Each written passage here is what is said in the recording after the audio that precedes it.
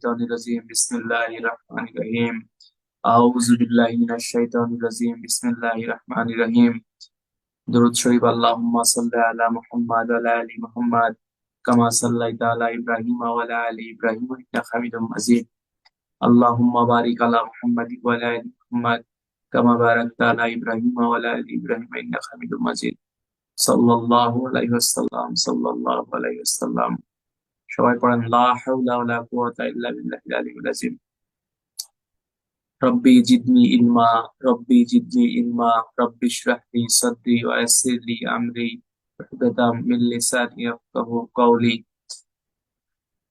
আল্লাহ পাক আমাদের জ্ঞানের গভীরতাকে বৃদ্ধি করুক, পড়াশোনার প্রতি পূর্ণ মনোযোগী হওয়ার তৌফিক দান করুক।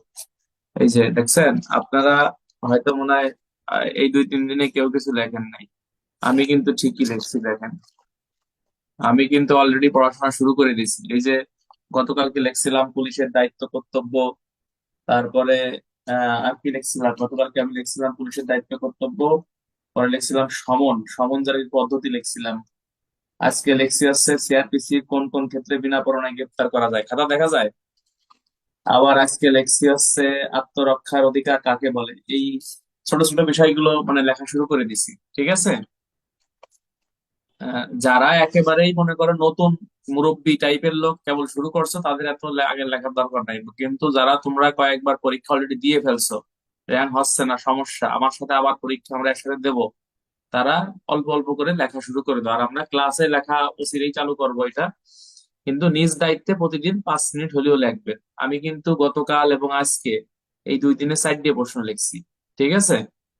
তো আশা করি আপনারা সবাই ভালো আছেন, আপনারাও এরকম লেখার প্রতি গুরুত্ব দেবেন। আজকে আমরা ফৌজদারি কার্যবিধি আইনের 54 ধারা থেকে সামনের দিকে শুরু করব। আমি আপনাদের বলছি ফৌজদারি কার্যবিধি আইনের 42 থেকে 176 এই ধারাগুলো থেকেই সবসময় পদোন্নতি পরীক্ষায় প্রশ্ন আসে, সুতরাং এগুলোকে ভালো করে জানতে হবে। এবছর সিআরপিসি থেকে প্রায় 10-12টা এমসিকিউ আসছে, এবং কিভাবে এমসিকিউ আসে সেটাও আপনাদেরকে আমি বলার চেষ্টা করি। আমরা একটু পূর্বের একটা পরের রিভিশন দেই। ফৌজদারি কার্যবিধি আইনের 4 ধারায় কতিপয় গুরুত্বপূর্ণ সংজ্ঞা দিছে। সারির একের কতে বলতেছে অ্যাডভোকেট, অ্যাডভোকেট 3 প্রকার। সারির একের কয়ের কতে বলতেছে হচ্ছে অ্যাটর্নি জেনারেল। সারির একের খতে জামিনযোগ্য, জামিনের অযোগ্য। কতে অভিযোগ, জতে নালিশ। সারির একের টতে অনুসন্ধান, ঠতে হচ্ছে তদন্ত। সারির একের সতে আমলযোগ্য অপরাধ। সারির একের ঢাকার ডতে আমলের অযোগ্য অপরাধ। সারির একের ততে হচ্ছে থানার ভারপ্রাপ্ত কর্মকর্তা, ধতে হচ্ছে থানা। আর সারির একের উমতে হচ্ছে রাষ্ট্রীয় কর্ণিক। রাষ্ট্রীয় কর্ণিক নিয়োগ করে প্রধান বিচারপতি। এটা আমরা একটু মনে রাখবো। এছাড়া আপনাদেরকে আমি পড়াইছিলাম 6 ধারায় আপনাদেরকে পড়াইছিলাম যে বাংলাদেশে 2 শ্রেণীর আদালত আছে, 2 শ্রেণীর ম্যাজিস্ট্রেট আছে, 4 শ্রেণীর বিচারিক ম্যাজিস্ট্রেট আছে। 10 ধারায় নির্বাহী ম্যাজিস্ট্রেট, 11তে জুডিশিয়াল বা বিচারিক ম্যাজিস্ট্রেট। জুডিশিয়াল বা বিচারিক ম্যাজিস্ট্রেট বাংলাদেশ সংবিধানের 113 অনুচ্ছেদে নিয়োগ করা হয়ে থাকে। আর আমরা আরো পড়েছিলাম যে ফৌজদারি কার্যবিধি আইনের 22 এবং 25-এ জাস্টিস অব দ্য পিস কারা হতে পারে। আর সুপ্রিম কোর্টের বিচারকগণ পদাধিকার বলে তারাই হবে। আর 35 এবং 35-এর কটাও গুরুত্বপূর্ণ, যেখানে আপনাদেরকে আমি পড়াইছিলাম যে একটা অপরাধে যখন একজন ব্যক্তি ভিন্ন ভিন্ন অপরাধে দণ্ডিত হবে একটা মামলায়, সেক্ষেত্রে তার সাজা একটার পরে একটা চলবে, এটাই নিয়ম। তবে আদালত যদি বলে সব সাজা একত্রে চলবে, তাহলে এটা চলতে পারে, কোনো সমস্যা নাই। আর 35-এর কতে বলতেছে একজন আসামি জেল হাজতে যে সময়টুকু থাকবে, ওই সময়টুকু তার মানে কারাগার থেকে মানে তার শাস্তির মেয়াদ থেকে বাদ যাবে। এটা হলো 35-এর ক। আর আপনাদেরকে আরো গুরুত্বপূর্ণ ভাবে যে বিষয়গুলো আমি বলছিলাম যে 42 থেকে 53 পদোন্নতি পরীক্ষা এবছর আমার এবং আপনার সবার পরীক্ষা এখান থেকেই প্রশ্ন আসতে পারে। 42-এ হচ্ছে জনসাধারণ 2টি ক্ষেত্রে আসামি গ্রেপ্তার এবং অপরাধ প্রতিরোধ বা নিবারণে সহায়তা করবে। 44-এ হচ্ছে অপরাধের সংবাদ দিয়ে সহায়তা করবে, তবে প্রকৃত সংবাদ বলতে হবে।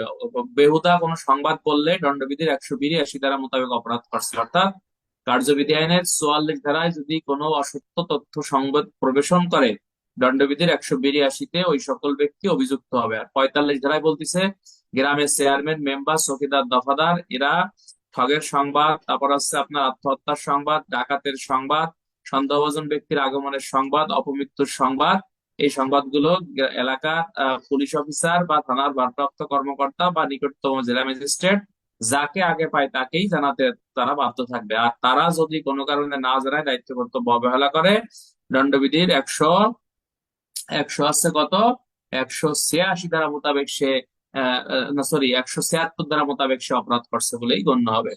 আর 42 ধারায় যে সাহায্য করলো না আসামি গ্রেপ্তারের ক্ষেত্রে, সেই ক্ষেত্রে বলা হচ্ছে যে সাহায্য যে করলো না, সেই ক্ষেত্রে আছে 187 ধারা মোতাবেক সে অপরাধ করছে বলেই গণ্য হবে। আচ্ছা, এরপরে আপনাদেরকে আমি পড়াইছিলাম ফৌজদারি কার্যবিধি আইনের কত, ষষ্ঠ অধ্যায় নাকি, ষষ্ঠ অধ্যায়, যেখানে আপনাকে বলতেছে ফৌজদারি কার্যবিধি আইনের ষষ্ঠ না সরি পঞ্চম অধ্যায়টা বলতেছে গ্রেপ্তার, পলায়ন এবং পুনরায় গ্রেপ্তার, যা শুরু হয়েছে 46 থেকে 67 ধারা। এই অংশটুকু কিন্তু এবছর অত্যন্ত গুরুত্বপূর্ণ।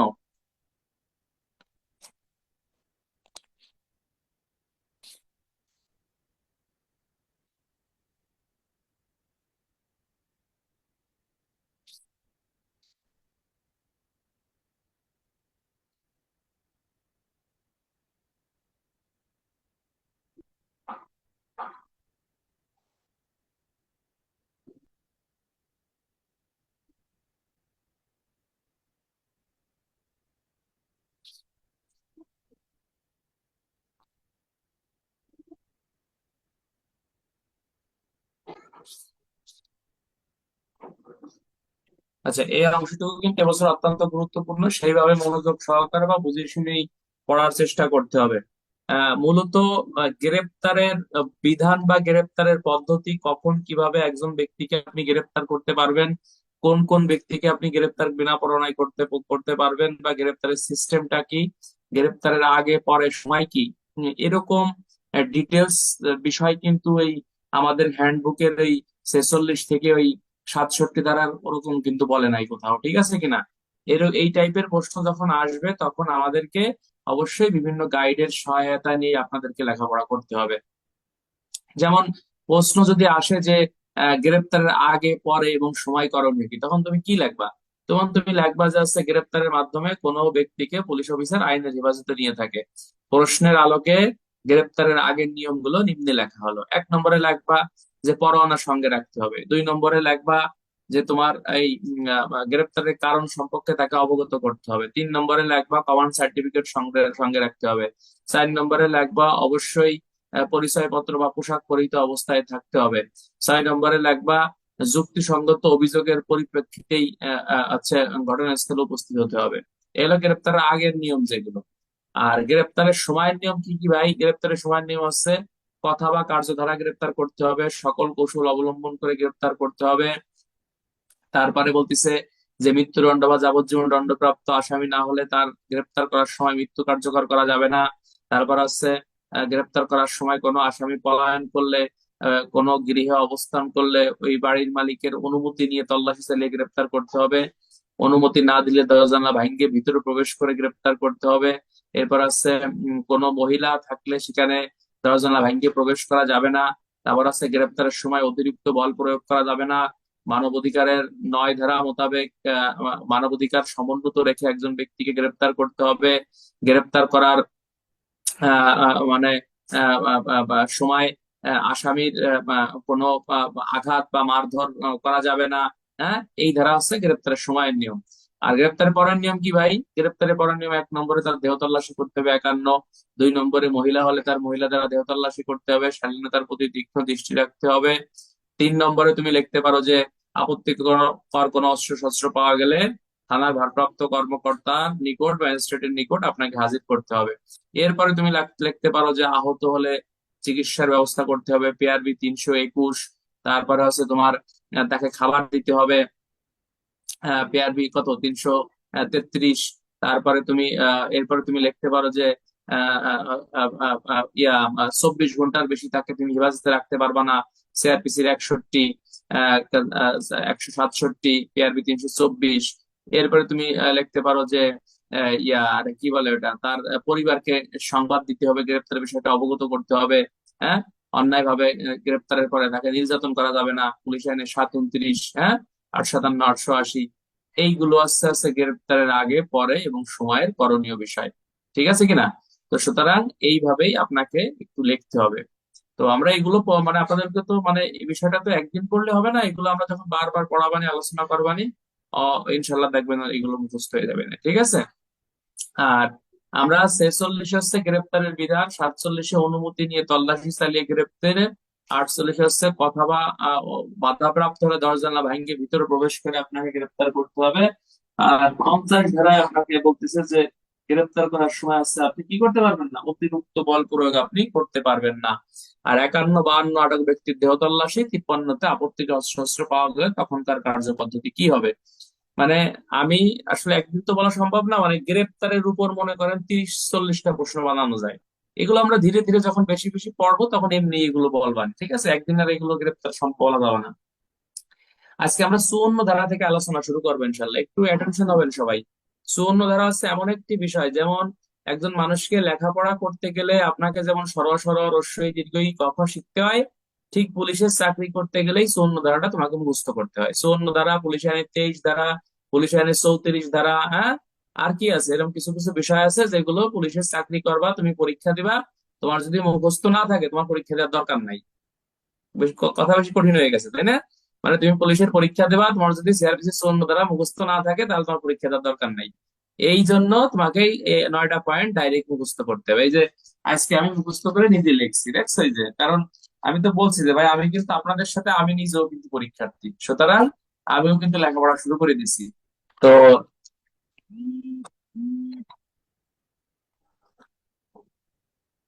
আচ্ছা, সেক্ষেত্রে আপনাকে এই লেখা শুরু করতে হবে। কিন্তু এই 54 ধারার বিষয়টা এখানে বোঝার কিচ্ছু নাই, মূলত বলতেছে সিআরপিসি 54 ধারা মোতাবেক পুলিশ অফিসার কি করতে পারে। হ্যাঁ, পুলিশ অফিসার আছে একজন ব্যক্তিকে বিনা পরোয়ানায় গ্রেফতার করতে পারে। এইটার একটা সূত্র আছে, যেমন পদোন্নতি পরীক্ষায় কিন্তু প্রশ্ন আসে যে সিপসোডারিয়ার ব্যাখ্যা লেখো। সিপসোডারিয়া নাম শুনছেন না? এটা যারা একেবারে নতুন মুরব্বী তারা হয়তো নাম শুনে নাই, বাট আমাদের মতো যারা বুড়ো হয়ে গেছে পড়তে পড়তে তারা অনেকবার নাম শুনছে সিপসোডারিয়া কি। অর্থাৎ ওই দেখবেন প্রতিটা অক্ষরের এগেনিস্টে আপনার একটা করে ওয়ার্ড দিয়ে ওরা এই সিস্টেম গুলো বানাইছে, ক্রেডিট গাইডে এটা আছে দেখবেন। কিন্তু আমি সহজে একটা সূত্র বানাইছি, এটা আপনারা খাতায় লিখে রাখেন, বা আমার স্টুডেন্টদের গত 3 বছর ধরে এভাবে শেখাচ্ছি আমি, যে আমার ঘরে ঘোষিত চোরাই মাল আছে, পুলিশ প্রতিরক্ষা বাহিনী গ্রেপ্তারের অনুরোধ করে। এই একটা লাইন যদি মুখস্থ থাকে তাহলে 9টা পয়েন্টই আপনার মুখস্থ থাকবে। কথা বুঝতে পারছেন? অল্প পড়বো, তবে বোঝার মতো পড়বো, শেখার মতো শিখবো। আর আল্লাহর রাস্তে কালকে দিনের মধ্যে অবশ্যই এই 54 ধারা মানে বুড়ো থেকে বয়স্ক সবাই একবারে মুখস্থ করে এই 54 ধারা 9টা পয়েন্ট সবাই মুখস্থ লিখবেন, এটা আপনার দায়িত্ব দিলাম আমি। তাহলে আমার ঘরে ঘোষিত চোরাই মাল আছে, বাংলাদেশ পুলিশ পুলিশ প্রতিরক্ষা বাহিনী গ্রেপ্তারের অনুরোধ করে। তাহলে এই এই একটা লাইন দিয়ে আমরা 9টা পয়েন্ট কিভাবে মুখস্থ করতে পারি ভাই? হ্যাঁ, এই সূত্রটা একেবারেই সহজ। হ্যাঁ, পিন্টু ভালো আছেন? পিন্টুর পরীক্ষা কি রেজাল্ট ভালো হবে না? ইনশাল্লাহ পিন্টু তো ভালো করবে। পিন্টু, তারপর ওই যে পুলিশের কাছে জুয়েল আছে, আল্লাহ ভরসা, দেখা যাক, আরো অনেকে আছে, ভালো হবে রেজাল্ট। আচ্ছা, যেমন আমার ঘরে, তাহলে আমার আতে হচ্ছে আপনার কি, আমলযোগ্য অপরাধের সাথে জড়িত আছে বা যুক্তিসঙ্গত ভাবে খবর পাওয়া গেছে বা হচ্ছে সন্দেহ করা হচ্ছে এমন ব্যক্তিকে পুলিশ বিনা পরোয়ানায় গ্রেপ্তার করতে পারে। মনে করো যে থানা এলাকায় মার্ডার হয়েছে, তাহলে মার্ডার হয়েছে, তাহলে আমার কাছে মনে হচ্ছে এই যে রাসেল ভাই মনে হয় মার্ডারের সাথে জড়িত মনে হয়, তাই না? তাহলে এইরূপ যদি সন্দেহ করে পুলিশ 54 কিন্তু বিনা পরোয়ানায় গ্রেপ্তার করতে পারে। আপনারা হয়তো অনেকেই জানেন যে 54 এবং 151 এর মধ্যে পার্থক্যটা কি। 54টা হচ্ছে কোনো ব্যক্তি আমলযোগ্য অপরাধের সাথে জড়িত আছে এইরূপ সন্দেহ হলে পুলিশ আপনার হচ্ছে বিনা পরোয়ানায় গ্রেপ্তার করতে পারে। আর 151 হচ্ছে কোনো ব্যক্তি আমলযোগ্য অপরাধ করতে পারে। হ্যাঁ, অর্থাৎ প্রিভেনশন অ্যাকশন, যেটা আপনাকে বলতেছে যে আমলযোগ্য অপরাধ করতে পারে, তাহলে সেই ব্যক্তিকে প্রোটেক্ট দেওয়ার জন্য 151 বিনা পরোয়ানায় গ্রেপ্তার করে। কথা বুঝছেন নি? 151টা হচ্ছে আমলযোগ্য অপরাধ করবে এইরূপ সন্দেহে বিনা পরোয়ানায় গ্রেপ্তার, আর 54টা হচ্ছে আমলযোগ্য অপরাধ অলরেডি করছে এইরূপ সন্দেহ হলে পুলিশ 54 গ্রেপ্তার করে। কথা ক্লিয়ার? তাহলে আমার ঘরে, তাহলে আমার ঘরে ঘোষিত চোরাই মাল আছে, বাংলাদেশ পুলিশ প্রতিরক্ষা বাহিনী গ্রেপ্তারের অনুরোধ করে, এই একটা লাইনটা একটু মনে রাখবেন, ঠিক আছে? তাহলে আমার, তাহলে তাহলে ঘতে আছে ঘর ভাঙার সরঞ্জামাদি যদি কোনো ব্যক্তির কাছে যুক্তিসঙ্গত কারণ ব্যতীত থাকে তাকে পুলিশ বিনা পরোয়ানায় গ্রেপ্তার করতে পারে। তাহলে আমার ঘরে, তো ঘরের পরে আছে ঘোষিত চোরাই মাল, কথা ঘোষিত। তাহলে যে সকল আসামিকে বাংলা আদালত কি ঘোষিত অপরাধী অর্থাৎ প্রোক্লেম অফেন্ডার হিসেবে ঘোষণা করছে, এই সকল ব্যক্তিকে পুলিশ বিনা পরোয়ানায় গ্রেপ্তার করতে পারে। কথা ক্লিয়ার? তাহলে তিনটে পয়েন্ট চলে গেল। তোমরা একটু খেয়াল করে দেখবা যে সিআরপিসির 45-এর 2 শরিয়াতে ঘোষিত অপরাধীর সংজ্ঞা দিছে, আবার সিআরপিসির 87-তে ঘোষিত অপরাধীর সম্পর্কে গৃহীত কার্য ব্যবস্থা কি, 87-এর 1, 2, 3-এ কিন্তু লেখা আছে যে হুলিয়া জারি করতে হবে, আসামি যেখানে বসবাস করে সেইখানে প্রকাশ্য পাঠ করতে হবে, তারপর হচ্ছে তার বাড়িতে 1 কপি লটকায় দিতে হবে, আদালতে 1 কপি লটকায় দিতে হবে। এবং একটা পয়েন্ট মনে রাখবেন যে আদালতের কপি লটকায় দেওয়ার দায়িত্ব আদালতের কর্মচারীর, নট পুলিশ অফিসারের। আমার কথা কি বুঝতেছেন নাকি? ইহা ছাড়া আপনারা যদি একটু খেয়াল করে দেখেন যে পিআরবি 378-এর কত, 378-এর প্রশ্ন আসতে পারে যে পুলিশ রেগুলেশন অনুসারে ঘোষিত অপরাধী বলতে কাদেরকে বোঝায়। পিআরবি 378-এর তে লেখা আছে যে 4 শ্রেণীর ব্যক্তিকে ঘোষিত অপরাধী বলে। 1 নম্বর আছে যে আছে যার বিরুদ্ধে চার্জশিট দেওয়া হয়েছে কিন্তু সে গ্রেপ্তার হয়নি। 2 নম্বর আছে যে আত্মগোপন করেছে। 3 নম্বরে আছে ওই যে কি বলে, 3 নম্বরে বলতেছে যে আপনার এই যে আরে মানে সরকার যাকে মানে ঘোষিত অপরাধী হিসেবে মানে ঘোষণা করছে, হ্যাঁ। আর 4 নম্বরে কি বলছে, 4 নম্বরটা ভুলে গেছি, তাও তার কেটে দেখতে হবে, আমি আগে পড়ছি তো মন থাকে না, ওরা সবাই তো মানুষ আমরা নাকি।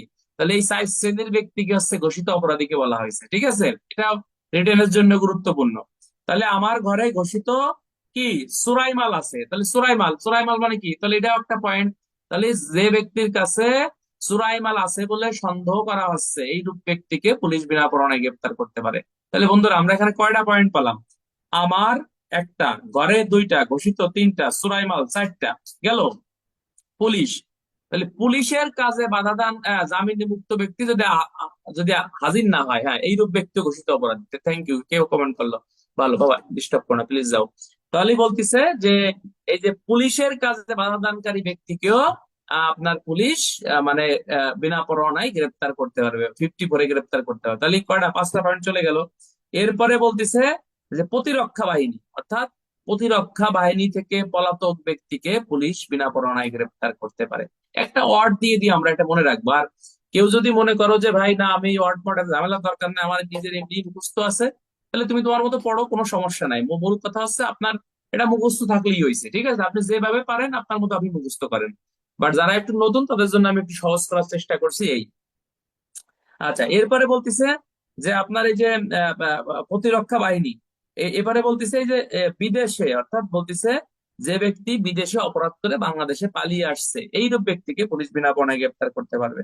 আর একটা বলতেছে যে ব্যক্তি 565-3 ধারার লঙ্ঘন করবে সে ব্যক্তিকে বিনা পরোয়ানায় গ্রেপ্তার। আর একটা বলছে অনুরোধ করে মানে কি, মানে একজন আসামিকে গ্রেপ্তার করার জন্য অপর থানার পুলিশ অফিসার যদি অনুরোধ পত্র পাঠায় বা অনুরোধ করে, এইরূপ ব্যক্তিকেও পুলিশ বিনা পরোয়ানায় গ্রেপ্তার করতে পারে। তাহলে আমার বাংলা কথা হচ্ছে যে ভাই, যে এই 54 ধারার 9টা পয়েন্ট কালকে মানে এ থেকে জেড পর্যন্ত সবাই লেখবাই। অলরেডি আমি কিন্তু এটা লিখছি, যে হ্যাঁ আজকে সন্ধ্যার সময় বসে ডিউটি করে আসছিলাম, বাইরে গেছিলাম ওই যে ভিট এলাকায়, তারপরে আমি কিন্তু বসে বসেই প্রশ্নগুলো লিখছি, কারণ আমার তো র্যাঙ্ক লাগাতে হবে, তাই না? তাহলে র্যাঙ্ক লাগাতে গেলে নিজ দায়িত্বে আপনি, আমার মনে হয় পৃথিবীর আপনি যে প্রান্তেই থাকেন না কেন, লেখাপড়ার আগ্রহ থাকলে আপনি করতে পারবেন, কোনো কিছুই আপনার বাধা হিসেবে কাজ করবে না, ঠিক আছে। যারা জ্ঞানী লোক তারা ভাবে না, তারা কাজ শুরু করে দেয়। আমি কিন্তু অলরেডি আলহামদুলিল্লাহ কাজ শুরু করে দিছি। আমি এটা কেন বলতেছি, আমি বলতেছি যে আমার দেখা দেখে আপনারাও কাজ শুরু করে দেন, যে না আমাকে র্যাঙ্কটা লাগাতে হবে। পরীক্ষা দেখবেন এই যে ডিসেম্বর চলে গেলেই দেখতে দেখতে 8 মাসের মধ্যেই পরীক্ষার আবার রুটিন চলে আসবে, সময় খুবই দ্রুত চলে যাবে, ঠিক আছে।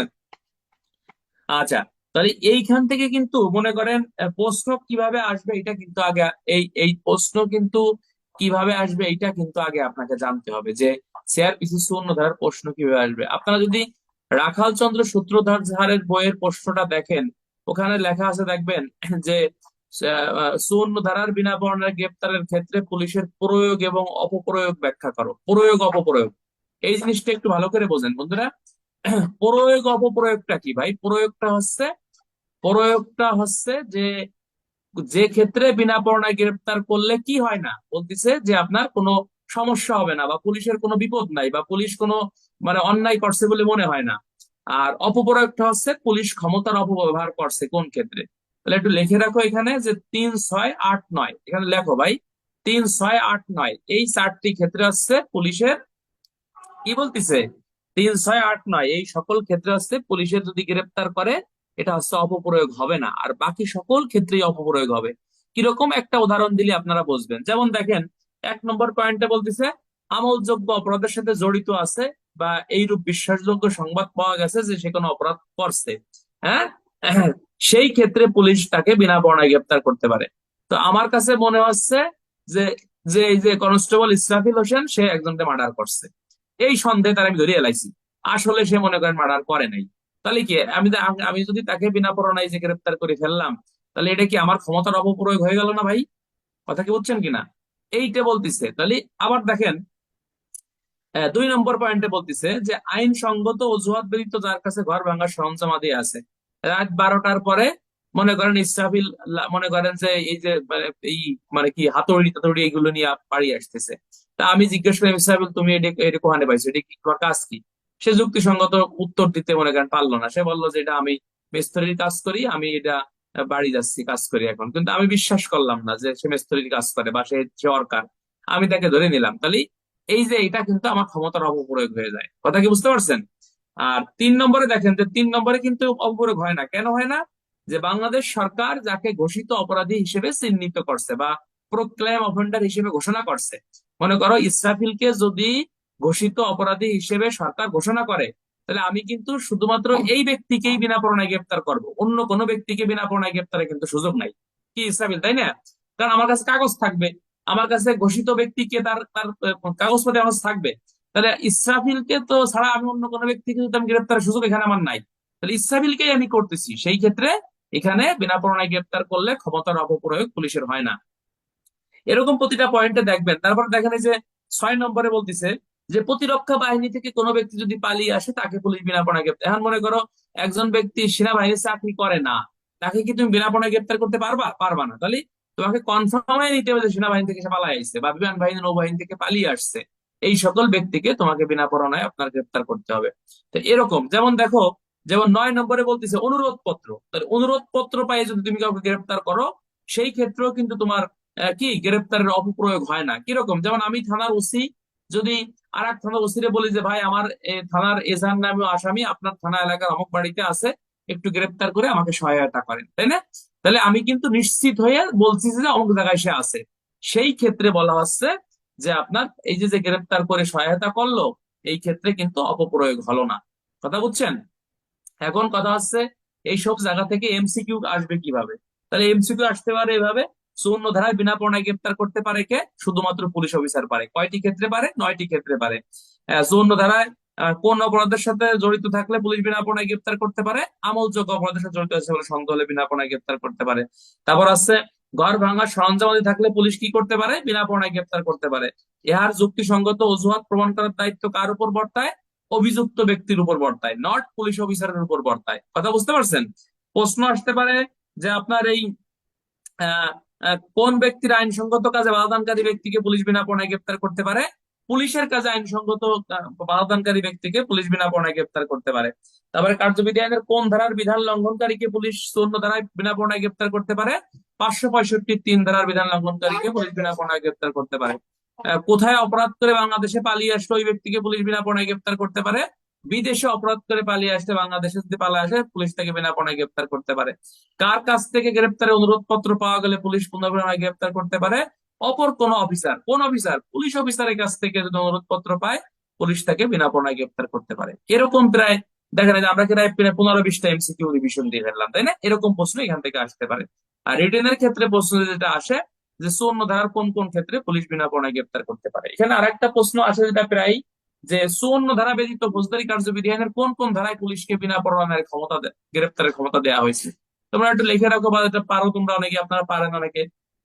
যেমন 54 ধারা ব্যতীত ফৌজদারি কার্যবিধি আইনের তোমার মনে করো 55 ধারায় বিনা পরোয়ানায় গ্রেপ্তার করতে পারে। তারপর আছে 57, 57, 57 2-এ পারে। তারপর আছে 59-3-এ পারে। এরপরে পারে হচ্ছে 188 পারে।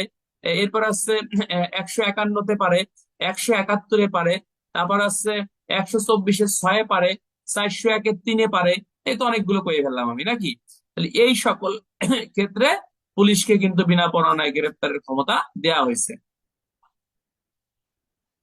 শোনেন, আপনি আমাকে ফলো করবেন। আপনি যদি ভাবেন যে আমি খুব কষ্টে আছি, লেখাপড়া আমার দ্বারা সম্ভব না, তা না। আপনার থেকে আরো বহুত লোক বহুত কষ্টে আছে। সুতরাং পড়াশোনার দায়িত্ব হচ্ছে আপনার। আপনি মানুষ একটা জিনিস মনে রাখবেন, সুখে থাকলে কিন্তু র্যাঙ্ক সহজে লাগে না। ঠিক আছে, মানুষ যখন বেশি কষ্ট থাকে তার জিদ জন্ম হয় যে না, আমাকে র্যাঙ্ক লাগাতেই হবে। দেখবেন আল্লাহ পাক আপনাকে দিয়ে দেয়। বাট আপনি মনে করেন 11টার সময় অফিসে যান, 2টার সময় অফিসে চলে আসেন, আর কোনো কাজ নাই, এই শব্দ এই টাইপের লোকজন র্যাঙ্ক লাগাতে পারে না। কারণ এরা ওই ফোন টেপে আর কি করে, বান্ধবী নিয়ে ঘুরে বেড়াবে, আর কোনো কাম নাই। এটা মজা করে বললাম, কিন্তু তোমাকে কষ্ট করতে হবে, র্যাঙ্কটা আমার দরকার, দেখবা কি র্যাঙ্ক হয়ে গেছে। ঠিক আছে, জিডিতে তুলনামূলক দেখা যায় জিডির চাকরি করেই র্যাঙ্ক পাইছে এদের সংখ্যাই বেশি, কারণ তার আগ্রহ ছিল। ঠিক আছে, আমরা ক্লাস যখন নেই না কেন বা ক্লাস যখন হোক না কেন, ক্লাস রেকর্ড থাকবে, কোনো কারণে মিস হলে আপনি আবার পরবর্তী রেকর্ডটা ওখানে দেখতে পারবেন। তবে আমার কথা হচ্ছে শেষ পর্যন্ত আমার সাথে লেগে থাকবেন, ইনশাল্লাহ ভালো কিছু হবে, কারণ আমি নিজেই তো পরীক্ষার্থী অবস্থা, তাই না? ইনশাল্লাহ আমার থেকেও আপনি উৎসাহ পাবেন, আপনাদের কাছেও আমি দোয়া চাই। যাও, এখান থেকে দেখেন আরো কি কি প্রশ্ন হতে পারে। মনে করেন প্রশ্ন আসলো যে, ক নামক পুলিশ অফিসারের কাছে সংবাদ আসলো খ নামক ব্যক্তি আমলযোগ্য অপরাধের সাথে জড়িত আছে, এইরূপ ব্যক্তিকে গ্রেপ্তার করার ক্ষেত্রে পুলিশের আইনগত অধিকার কি, ব্যাখ্যা করো। তখন তোমাকে 54 ধারা দিয়ে কিন্তু অ্যান্সার করতে হবে। 54 ধারায় লেখা আছে যে আমলযোগ্য অপরাধের সাথে জড়িত আছে এইরূপ সন্দেহ হলে খ নামক ব্যক্তিকে ক নামক পুলিশ অফিসার বিনা পরোয়ানায় গ্রেপ্তার করতে পারে, যার আইনগত ভিত্তি হচ্ছে 54 ধারা। কি রশিদ ভাই, ঠিক আছে না? এরকম প্রশ্ন যখন আসবে আশা করি ইনশাল্লাহ পারবেন। প্রশ্ন আসলো যে মাগুরা জেলার শ্রীপুর থানার ভারপ্রাপ্ত কর্মকর্তার নিকট মাগুরা জেলার মোহাম্মদপুর থানার ওসি একটি অনুরোধ পত্র পাঠালো যে তার থানাধীন হত্যা মামলার এজাহার নামীয় আসামি মানে ইসরাফিল, মনে করেন এই আমি তো এলাকার নাম একটা মুখস্থ নিয়ে এখনো, মনে করেন শ্রীপুর ব্রিজের ওই ঘরে অবস্থান করতেছে নাকি, তার অমক বাসায় আছে, এমন ব্যক্তিকে বিনা পরোয়ানায় গ্রেপ্তার করার ক্ষেত্রে মাগুরা জেলা শ্রীপুর থানার ওসির দায়িত্ব কি, ব্যাখ্যা করো। প্রশ্ন আসতে পারে কিনা? তখন এই সিআরপিসির 54 9 নম্বর পয়েন্ট, অর্থাৎ 54 ধারায় কিন্তু এই অনুরোধ পত্রের মাধ্যমে বিনা পরোয়ানায় গ্রেপ্তার করতে পারে, এটা শ্রীপুর থানার ওসি কে এই ক্ষমতা আইনে দিচ্ছে। ঠিক আছে, এরকম সৃজনশীল প্রশ্ন বানাই দিতে পারে যে রমি দেখ এটা পারবেন। তবে আপনাদের জন্য আমি যে কথাটা এখন কব সেটা হচ্ছে যে 54 ধারা আজকে রাতের ভিতরে যারা পারেন তারা তো পারেনি, আর যারা পারেন না দয়া করে 9টা পয়েন্ট নিজ দায়িত্বে মুখস্থ করবেন। এটা হচ্ছে এমন একটা জিনিস যে পদোন্নতি পরীক্ষা দিতে গেলে এই কার্যবিধির 54 ধারা, পুলিশ আইনের 34 ধারা, পুলিশ আইনের 23 ধারা, পুলিশ আইনের 29 ধারা, এটা তোমাকে মুখস্থ থাকা লাগবে। যদি মুখস্থ তুমি না করতে পারো তাহলে তোমার পরীক্ষা দেওয়ার দরকার নাই ভাই, কারণ এগুলো কমন বিষয়, পুলিশের চাকরি করতে গেলে এটা কমন বিষয়। তোমার এটা ডাইরেক্ট এই পয়েন্ট গুলো তোমাকে মুখস্থ থাকতে হবে। হ্যাঁ, আমার কথা কি কেউ মাইন্ড করছেন নাকি? এমনি আমি কিন্তু সিরিয়াস ভাবে করছি। তোমার এই সহজ বিষয় যদি তুমি মুখস্থ না করতে পারো তাহলে তোমার পরীক্ষা দেওয়ার দরকার নেই। ঠিক আছে, কি বলছি?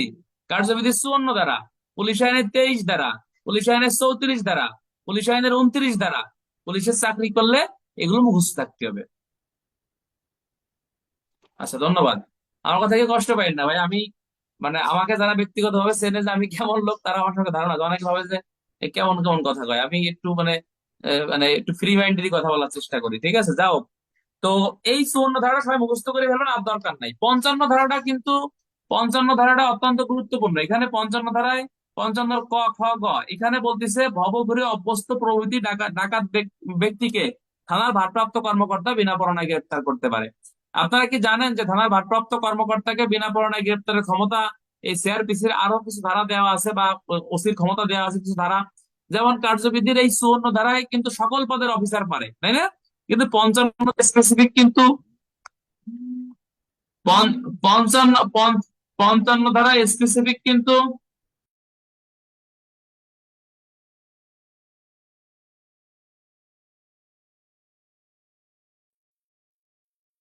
55 ধারা স্পেসিফিক কিন্তু থানার ভারপ্রাপ্ত কর্মকর্তার কথাই কিন্তু বলছে। ঠিক আছে কিনা? এখানে অন্য কোনো ব্যক্তির কথা বলেনি। বাট প্রশ্ন আসবে কিভাবে? প্রশ্ন আসবে এখানে, প্রশ্ন আসতে পারে যে ফৌজদারি কার্যবিধি আইন অনুসারে থানা এলাকায় থানার ভারপ্রাপ্ত কর্মকর্তা কোন কোন ব্যক্তিকে বিনা পরোয়ানায় গ্রেপ্তার করতে পারে। তাহলে এই 55 ধারা 3টে পয়েন্ট তোমাকে তুলে দিতে হবে। ঠিক আছে কিনা? এখন 55 ধারায় বিনা পরোয়ানায় গ্রেপ্তার করে থানার ওসি কোন ধারায় প্রসিকিউশন দাখিল করে বা কোন ধারায় ব্যবস্থা গ্রহণ করে, সেটা আছে সিআরপিসির 109 ধারা মোতাবেক ব্যবস্থা গ্রহণ, 109 এবং 110 ধারা মোতাবেক ব্যবস্থা গ্রহণ করেন। এখন ফৌজদারি কার্যবিধানের 55 ধারায় এই যে কতে কি বলতেছে, কতে বলতেছে থানা এলাকার মধ্যে কোনো ব্যক্তি যদি নিজের মানে উপস্থিতি গোপন করে সাবধানতা অবলম্বন করার উদ্দেশ্যে আমলযোগ্য অপরাধ করে, এইরূপ মানে মানে এমন মানে নিজেকে লুকাচ্ছে কিন্তু সে কোনো আমলযোগ্য অপরাধ মানে করবে এইরূপ সন্দেহ হয়, এই ধরনের ব্যক্তিকে পুলিশ মানে থানার ওসি কিন্তু বিনা পরোয়ানায় গ্রেপ্তার করতে পারে। মনে করেন সে এমন একটা ভাব নিচ্ছে যে পুলিশের কাছে মনে হচ্ছে যে সে কোনো আমলযোগ্য অপরাধ করবে, সে নিজেকে লুকানোর চেষ্টা করছে, তাহলে এই থানার ওসি এই ব্যক্তিকে বিনা পরোয়ানায় গ্রেপ্তার। তাহলে 1 নম্বর পয়েন্ট কে, যে ব্যক্তি আমলযোগ্য অপরাধ করার জন্য নিজেকে লুকায় বা নিজেকে আত্মগোপনের চেষ্টা করে, তাহলে এই ব্যক্তিকে থানার ভারপ্রাপ্ত কর্মকর্তা বিনা পরোয়ানায় গ্রেপ্তার করতে পারবে। 2 নম্বরে বলতেছে যে ব্যক্তির প্রকাশ্য কোনো জীবন জীবিকা নাই, থানা এলাকায় দেখবেন যে ভালো ভালো পারফিউম লাগাই ঘুরে বেড়াচ্ছে, আসলে কোনো চাকরি নাই বাকরি নাই কিছুই নাই, তাহলে এইরূপ ব্যক্তিকেও থানার ওসি কিন্তু 55 ধারায় বিনা পরোয়ানায় গ্রেপ্তার করতে পারে। আর 55 গতে বলতেছে যে অভ্যাসগত ভাবে ডাকাত, গৃহভঙ্গকারী, দস্যু, অপরাধীকে আশ্রয় দেয়, প্রশ্রয় দেয়, তারপর আছে বলপূর্বক আদায় সম্পত্তি গ্রহণ করে, তারপর আছে আঘাতের ভীতি প্রদর্শন করে, এই সকল ব্যক্তিকেও থানার ওসি বিনা পরোয়ানায় গ্রেপ্তার করতে পারে। ঠিক আছে কিনা? আচ্ছা, হ্যাঁ ধন্যবাদ ভাই। আপনাদের দেখা গেল ইনশাল্লাহ। ঠিক আছে, তাহলে এখানে দেখেন প্রশ্নটা আসবে কিভাবে ভাই, প্রশ্ন আসতে পারে যে থানার ভারপ্রাপ্ত কর্মকর্তা থানা এলাকায় কোন কোন শ্রেণীর ব্যক্তিকে বিনা পরোয়ানায় গ্রেপ্তার করতে পারে। তাহলে 55-তে 3 শ্রেণীর ব্যক্তিকে বিনা পরোয়ানায় আপনার গ্রেপ্তার করতে পারে। এরকম প্রশ্ন আসতে পারে যে ক নামক একজন ব্যক্তি থানা এলাকায় ঘোরাফেরা করে, আসলে প্রকাশ্যভাবে তার এই মানে কি নাই, তার জীবন জীবিকা নাই, এইরূপ ব্যক্তিকে আইনের হেফাজতে নেওয়ার ক্ষেত্রে থানার ওসির ক্ষমতা কি ব্যাখ্যা করো। তখন এই 55 ধারায় মোতাবেকই কিন্তু থানার ওসি কে ক্ষমতা দেওয়া হয়েছে। কথা কি ক্লিয়ার কিনা? থানার ওসি কিন্তু বাংলাদেশ পুলিশের একটি অন্যতম গুরুত্বপূর্ণ পদ, তিনি একজন প্রশাসনিক কর্মকর্তা থানা এলাকা। ঠিক আছে কিনা? সুতরাং ওসি স্যারের কিন্তু অনেক ক্ষমতা। আচ্ছা যাও আর কি, তাহলে এই 55 ধারার এই 3টা পয়েন্ট আপনাকে, তাহলে 1 নম্বরে কি, যে ব্যক্তি সাবধানতা অবলম্বন করে আমলযোগ্য অপরাধ করার জন্য। 2 নম্বর হচ্ছে তার প্রকাশ্য জীবন জীবিকা নাই। 3 নম্বর হচ্ছে যে ব্যক্তি অভ্যাসগত ভাবে চুরি, ডাকাতি, দস্যুতা করে, অপরাধীদের আশ্রয় দেয়, প্রশ্রয় দেয়, অপরাধমূলক ভীতি প্রদর্শন করে বা ভয় ভীতির মাধ্যমে কোনো সম্পত্তি গ্রহণ করে, তাহলে এই 3 শ্রেণীর ব্যক্তিকে থানার ওসি বিনা পরোয়ানায় গ্রেপ্তার করে। তাহলে প্রশ্ন আসতে পারে 55 ধারা মোতাবেক বিনা পরোয়ানায় গ্রেপ্তার করতে পারে কিনা ভাই থানার ওসি? কয় ধারা? 55 ধারা। কয় শ্রেণীর ব্যক্তিকে? 3 শ্রেণীর ব্যক্তিকে। আপনার কি মন থাকবে নাকি মন থাকবে না? প্রশ্ন আসতে পারে 55 ধারায় কোন শ্রেণীর ব্যক্তিকে থানার ওসি বিনা পরোয়ানায় গ্রেপ্তার করতে পারে না। 1 নম্বরে দিল যে আমলযোগ্য অপরাধ করবে এইরূপ মানে নিজেকে মানে সাবধানতা অবলম্বন করে এমন ব্যক্তিকে। 2 নম্বরে দিল মনে করেন যে যার প্রকাশ্য জীবন জীবিকা নাই। 3 নম্বরে দিল হচ্ছে যে আপনার যে ব্যক্তি বর্তমানে আছে কোন সামাজিক কর্মকাণ্ডে জড়িত রয়েছে এমন ব্যক্তিকে, নাকি কোনোটাই না? সঠিক অ্যান্সার কি? সঠিক অ্যান্সার আছে সামাজিক কর্মকাণ্ডে জড়িত রয়েছে এমন কোন ব্যক্তিকে থানার ওসি বিনা পরোয়ানায় গ্রেপ্তার করতে পারে না। কেননা 55 ধারা 3টে যে পয়েন্ট, এই পয়েন্টের মধ্যে এই সামাজিক ব্যক্তি কিন্তু নাই। প্রশ্ন কিন্তু স্যাররা বানায় দেয়, এবং আমাদের প্রশ্ন হুবহু কিন্তু এমসিকিউ পরীক্ষা আসে, যারা অলরেডি পরীক্ষা দিয়েছেন জানেন যে আমরা যে টাইপের প্রশ্ন প্র্যাকটিস করব, এই হুবহু না আসলে অর্থাৎ এই কোয়ালিটির এরকম প্রশ্ন আসবে কি রাফিদুল ভাই, তাই না? তাহলে ইনশাল্লাহ পারবেন, অর্থাৎ এই সিমটম বা এই সিস্টেমে লেখাপড়া করলে প্রশ্ন আসবে। তাহলে 55 ধারা চলে গেল, 54 এবং 55। আচ্ছা, 56 ধারায় চলে যায়। পুলিশ অফিসার কর্তৃক অধস্তন কর্মচারীকে বিনা পরোয়ানায় গ্রেপ্তারের ক্ষমতা যখন দেওয়া হয়। 56 ধারা, তাই না? আপনারা জানেন যে পুলিশ অফিসার কিন্তু আপনার গ্রেপ্তারি পরোয়ানা আপনার তামিল করতে পারে, যা সিআরপিসির কয় ধারায় বলতেছে আপনার ওই যে কত, হ্যাঁ, পুলিশ অফিসার গ্রেপ্তারি পরোয়ানা তামিল করতে পারে 75 থেকে 86 ধারা পর্যন্ত এর বিধিবিধান গুলো বেসিক্যালি আলোচনা করছে। তো মূলত কিন্তু একজন পুলিশ অফিসার পরোয়ানা ছাড়াও কিন্তু একজন ব্যক্তিকে বিনা পরোয়ানায় গ্রেপ্তার করতে পারে। তো বিনা পরোয়ানায় যখন একজন ব্যক্তি গ্রেপ্তার আপনি করতে ক্ষমতাপ্রাপ্ত হয়েছেন, আপনি যদি ইচ্ছা করেন যে আপনি গ্রেপ্তার করবেন না, আপনার অধস্তন কোন অফিসার দ্বারা আপনি গ্রেপ্তার করাবেন, তখন একটি লিখিত প্রত্যয়, এমসিকিউ কি দিতে হবে? লিখিত প্রত্যয় দিতে হবে। মনে করেন আমি সাব ইন্সপেক্টর, আমার অধস্তন এএসআই আছে মনে করেন যে রুবেল মিয়া, হ্যাঁ, মুন্সিগঞ্জ, তাকে আমি বললাম যে ভাই আপনি এই এই মামলার এই এজাহার নামী আসামিকে আপনি একটু ধরে আমাকে সহায়তা করেন। তো আমি যে এই যে লিখিত প্রত্যয়ন, এই যে এএসআই রুবেলকে আমি দিলাম, আমার এই লিখিত প্রত্যয়নের ভিত্তিতেই এএসআই রুবেল ওই আসামিকে ধরে আনতে পারবে। এই কথাই আপনাকে 56 ধারায় বলতেছে, অর্থাৎ অধস্তন অফিসারকে যখন বিনা পরোয়ানায় গ্রেপ্তারের ক্ষমতা দেওয়া হয়, তবে এখানে তাকে লিখিতভাবে প্রত্যয়ন দিতে হবে যে ঠিক আছে আমি পারতেছি না বা আমি ব্যস্ত আছি, আপনি কি করেন এই লিখিত প্রত্যয়নটা দিবেন। সেক্ষেত্রে এএসআই রুবেল মিয়া সে কিন্তু বিনা পরোয়ানায় গ্রেপ্তার এখানে করতে পারবে। তাহলে প্রশ্ন আসতে পারে এভাবে যে 1898 সালে প্রণীত ফৌজদারি কার্যবিধি আইন অনুসারে অধস্তন অফিসার দ্বারা কখন বিনা পরোয়ানায় অপর আসামিকে গ্রেপ্তার করা যায় লেখো, বা কোন কোন ক্ষেত্রে গ্রেপ্তার করা যায় লেখো। হ্যাঁ ধন্যবাদ জুয়েল। তাহলে এখানে দেখেন 4টা পয়েন্ট আছে। 1 নম্বর আছে তিনি একটি লিখিত আদেশ দেবে। 2 নম্বর আছে ওই লিখিত আদেশটি ওই অধস্তন কর্মচারীর কাছে অর্পণ করতে হবে। মানে আমি লিখিত আদেশ দিলাম, পকেটে ভরে রাখলাম, তাহলে কি হবে না, আমাকে এএসআই ওই আরশাদের কাছে দিতে হবে। আমি সাব ইন্সপেক্টর, এএসআই আরশাদ, তাকে আমাকে অধস্তন তাকে দিতে হবে। 3 নম্বরে বলতেছে যে যাকে গ্রেপ্তার করতে হবে ওই ওই আদেশে ওই তাকে গ্রেপ্তারের পূর্ণাঙ্গ বিবরণ থাকবে, অর্থাৎ আমি যে তাকে গ্রেপ্তার করতে গেছি ওই এলাকায় ওই আদেশে তার গ্রেপ্তারের পূর্ণাঙ্গ বিবরণ থাকবে। আর 4 নম্বরে বলতেছে যে আপনার কি অপরাধের জন্য বা কেন গ্রেপ্তার করা হচ্ছে, হ্যাঁ, ওই আদেশনামায় এটা উল্লেখ থাকবে। এবং গ্রেপ্তার করার সময় গ্রেপ্তারকারী কর্মকর্তা, হ্যাঁ, আসামিকে বা অভিযুক্ত ব্যক্তিকে ওই ওই ওই প্রত্যয়নটা দেখাবে যে আমি আপনাকে এই কারণে অমুক অফিসারের নির্দেশ মোতাবেক আমি আপনাকে ধরতে আইছি বা নিয়ে যাবো নাকি। তাহলে এই এই পয়েন্ট গুলো আপনার দেখা যায়। আমরা তাহলে প্রশ্ন আসতে এভাবে এভাবে 1898 সালে প্রণীত ফৌজদারি কার্যবিধি আইন অনুসারে অধস্তন অফিসার কর্তৃক কখন বিনা পরোয়ানায় গ্রেপ্তার করানো যায় বা কোন কোন ক্ষেত্রে বা সূত্রগুলো কি কি, তখন এই 3-4টা পয়েন্ট আপনাকে লিখতে হবে। লিখিত প্রত্যয়ন দিতে হবে, তারপর আছে লিখিত আদেশ ওই অধস্তন কর্মচারীর হাতে অর্পণ করতে হবে, এবং কি কারণে গ্রেপ্তার করা হবে তার পূর্ণাঙ্গ বিবরণ থাকবে, আর কি অপরাধের জন্য বা কি কারণে গ্রেপ্তার করা হচ্ছে এই আদেশে সেগুলো উল্লেখ থাকবে। আর একটা পয়েন্ট হচ্ছে আমি যখন অধস্তন অফিসার তাকে ধরতে যাব তখন কি আমি তাকে দেখাবো যে ভাই আমি অমুক থানা থেকে আইসি, শ্রীপুর থানা থেকে অমুক সাব ইন্সপেক্টর আমাকে পাঠাইছে আপনাকে ধরার জন্য, এই যে তার লিখিত প্রত্যয়ন, আমার সাথে আপনি চলেন, আপনি ইউ আর আন্ডার অ্যারেস্ট নাকি। থানা এলাকায় যাবেন, ঘুরবেন, মজা আছে, হ্যাঁ, খাওয়ান দাওয়ান করবেন, ঠান্ডা খাবেন, কেক খাবেন, রুটি খাবেন নাকি,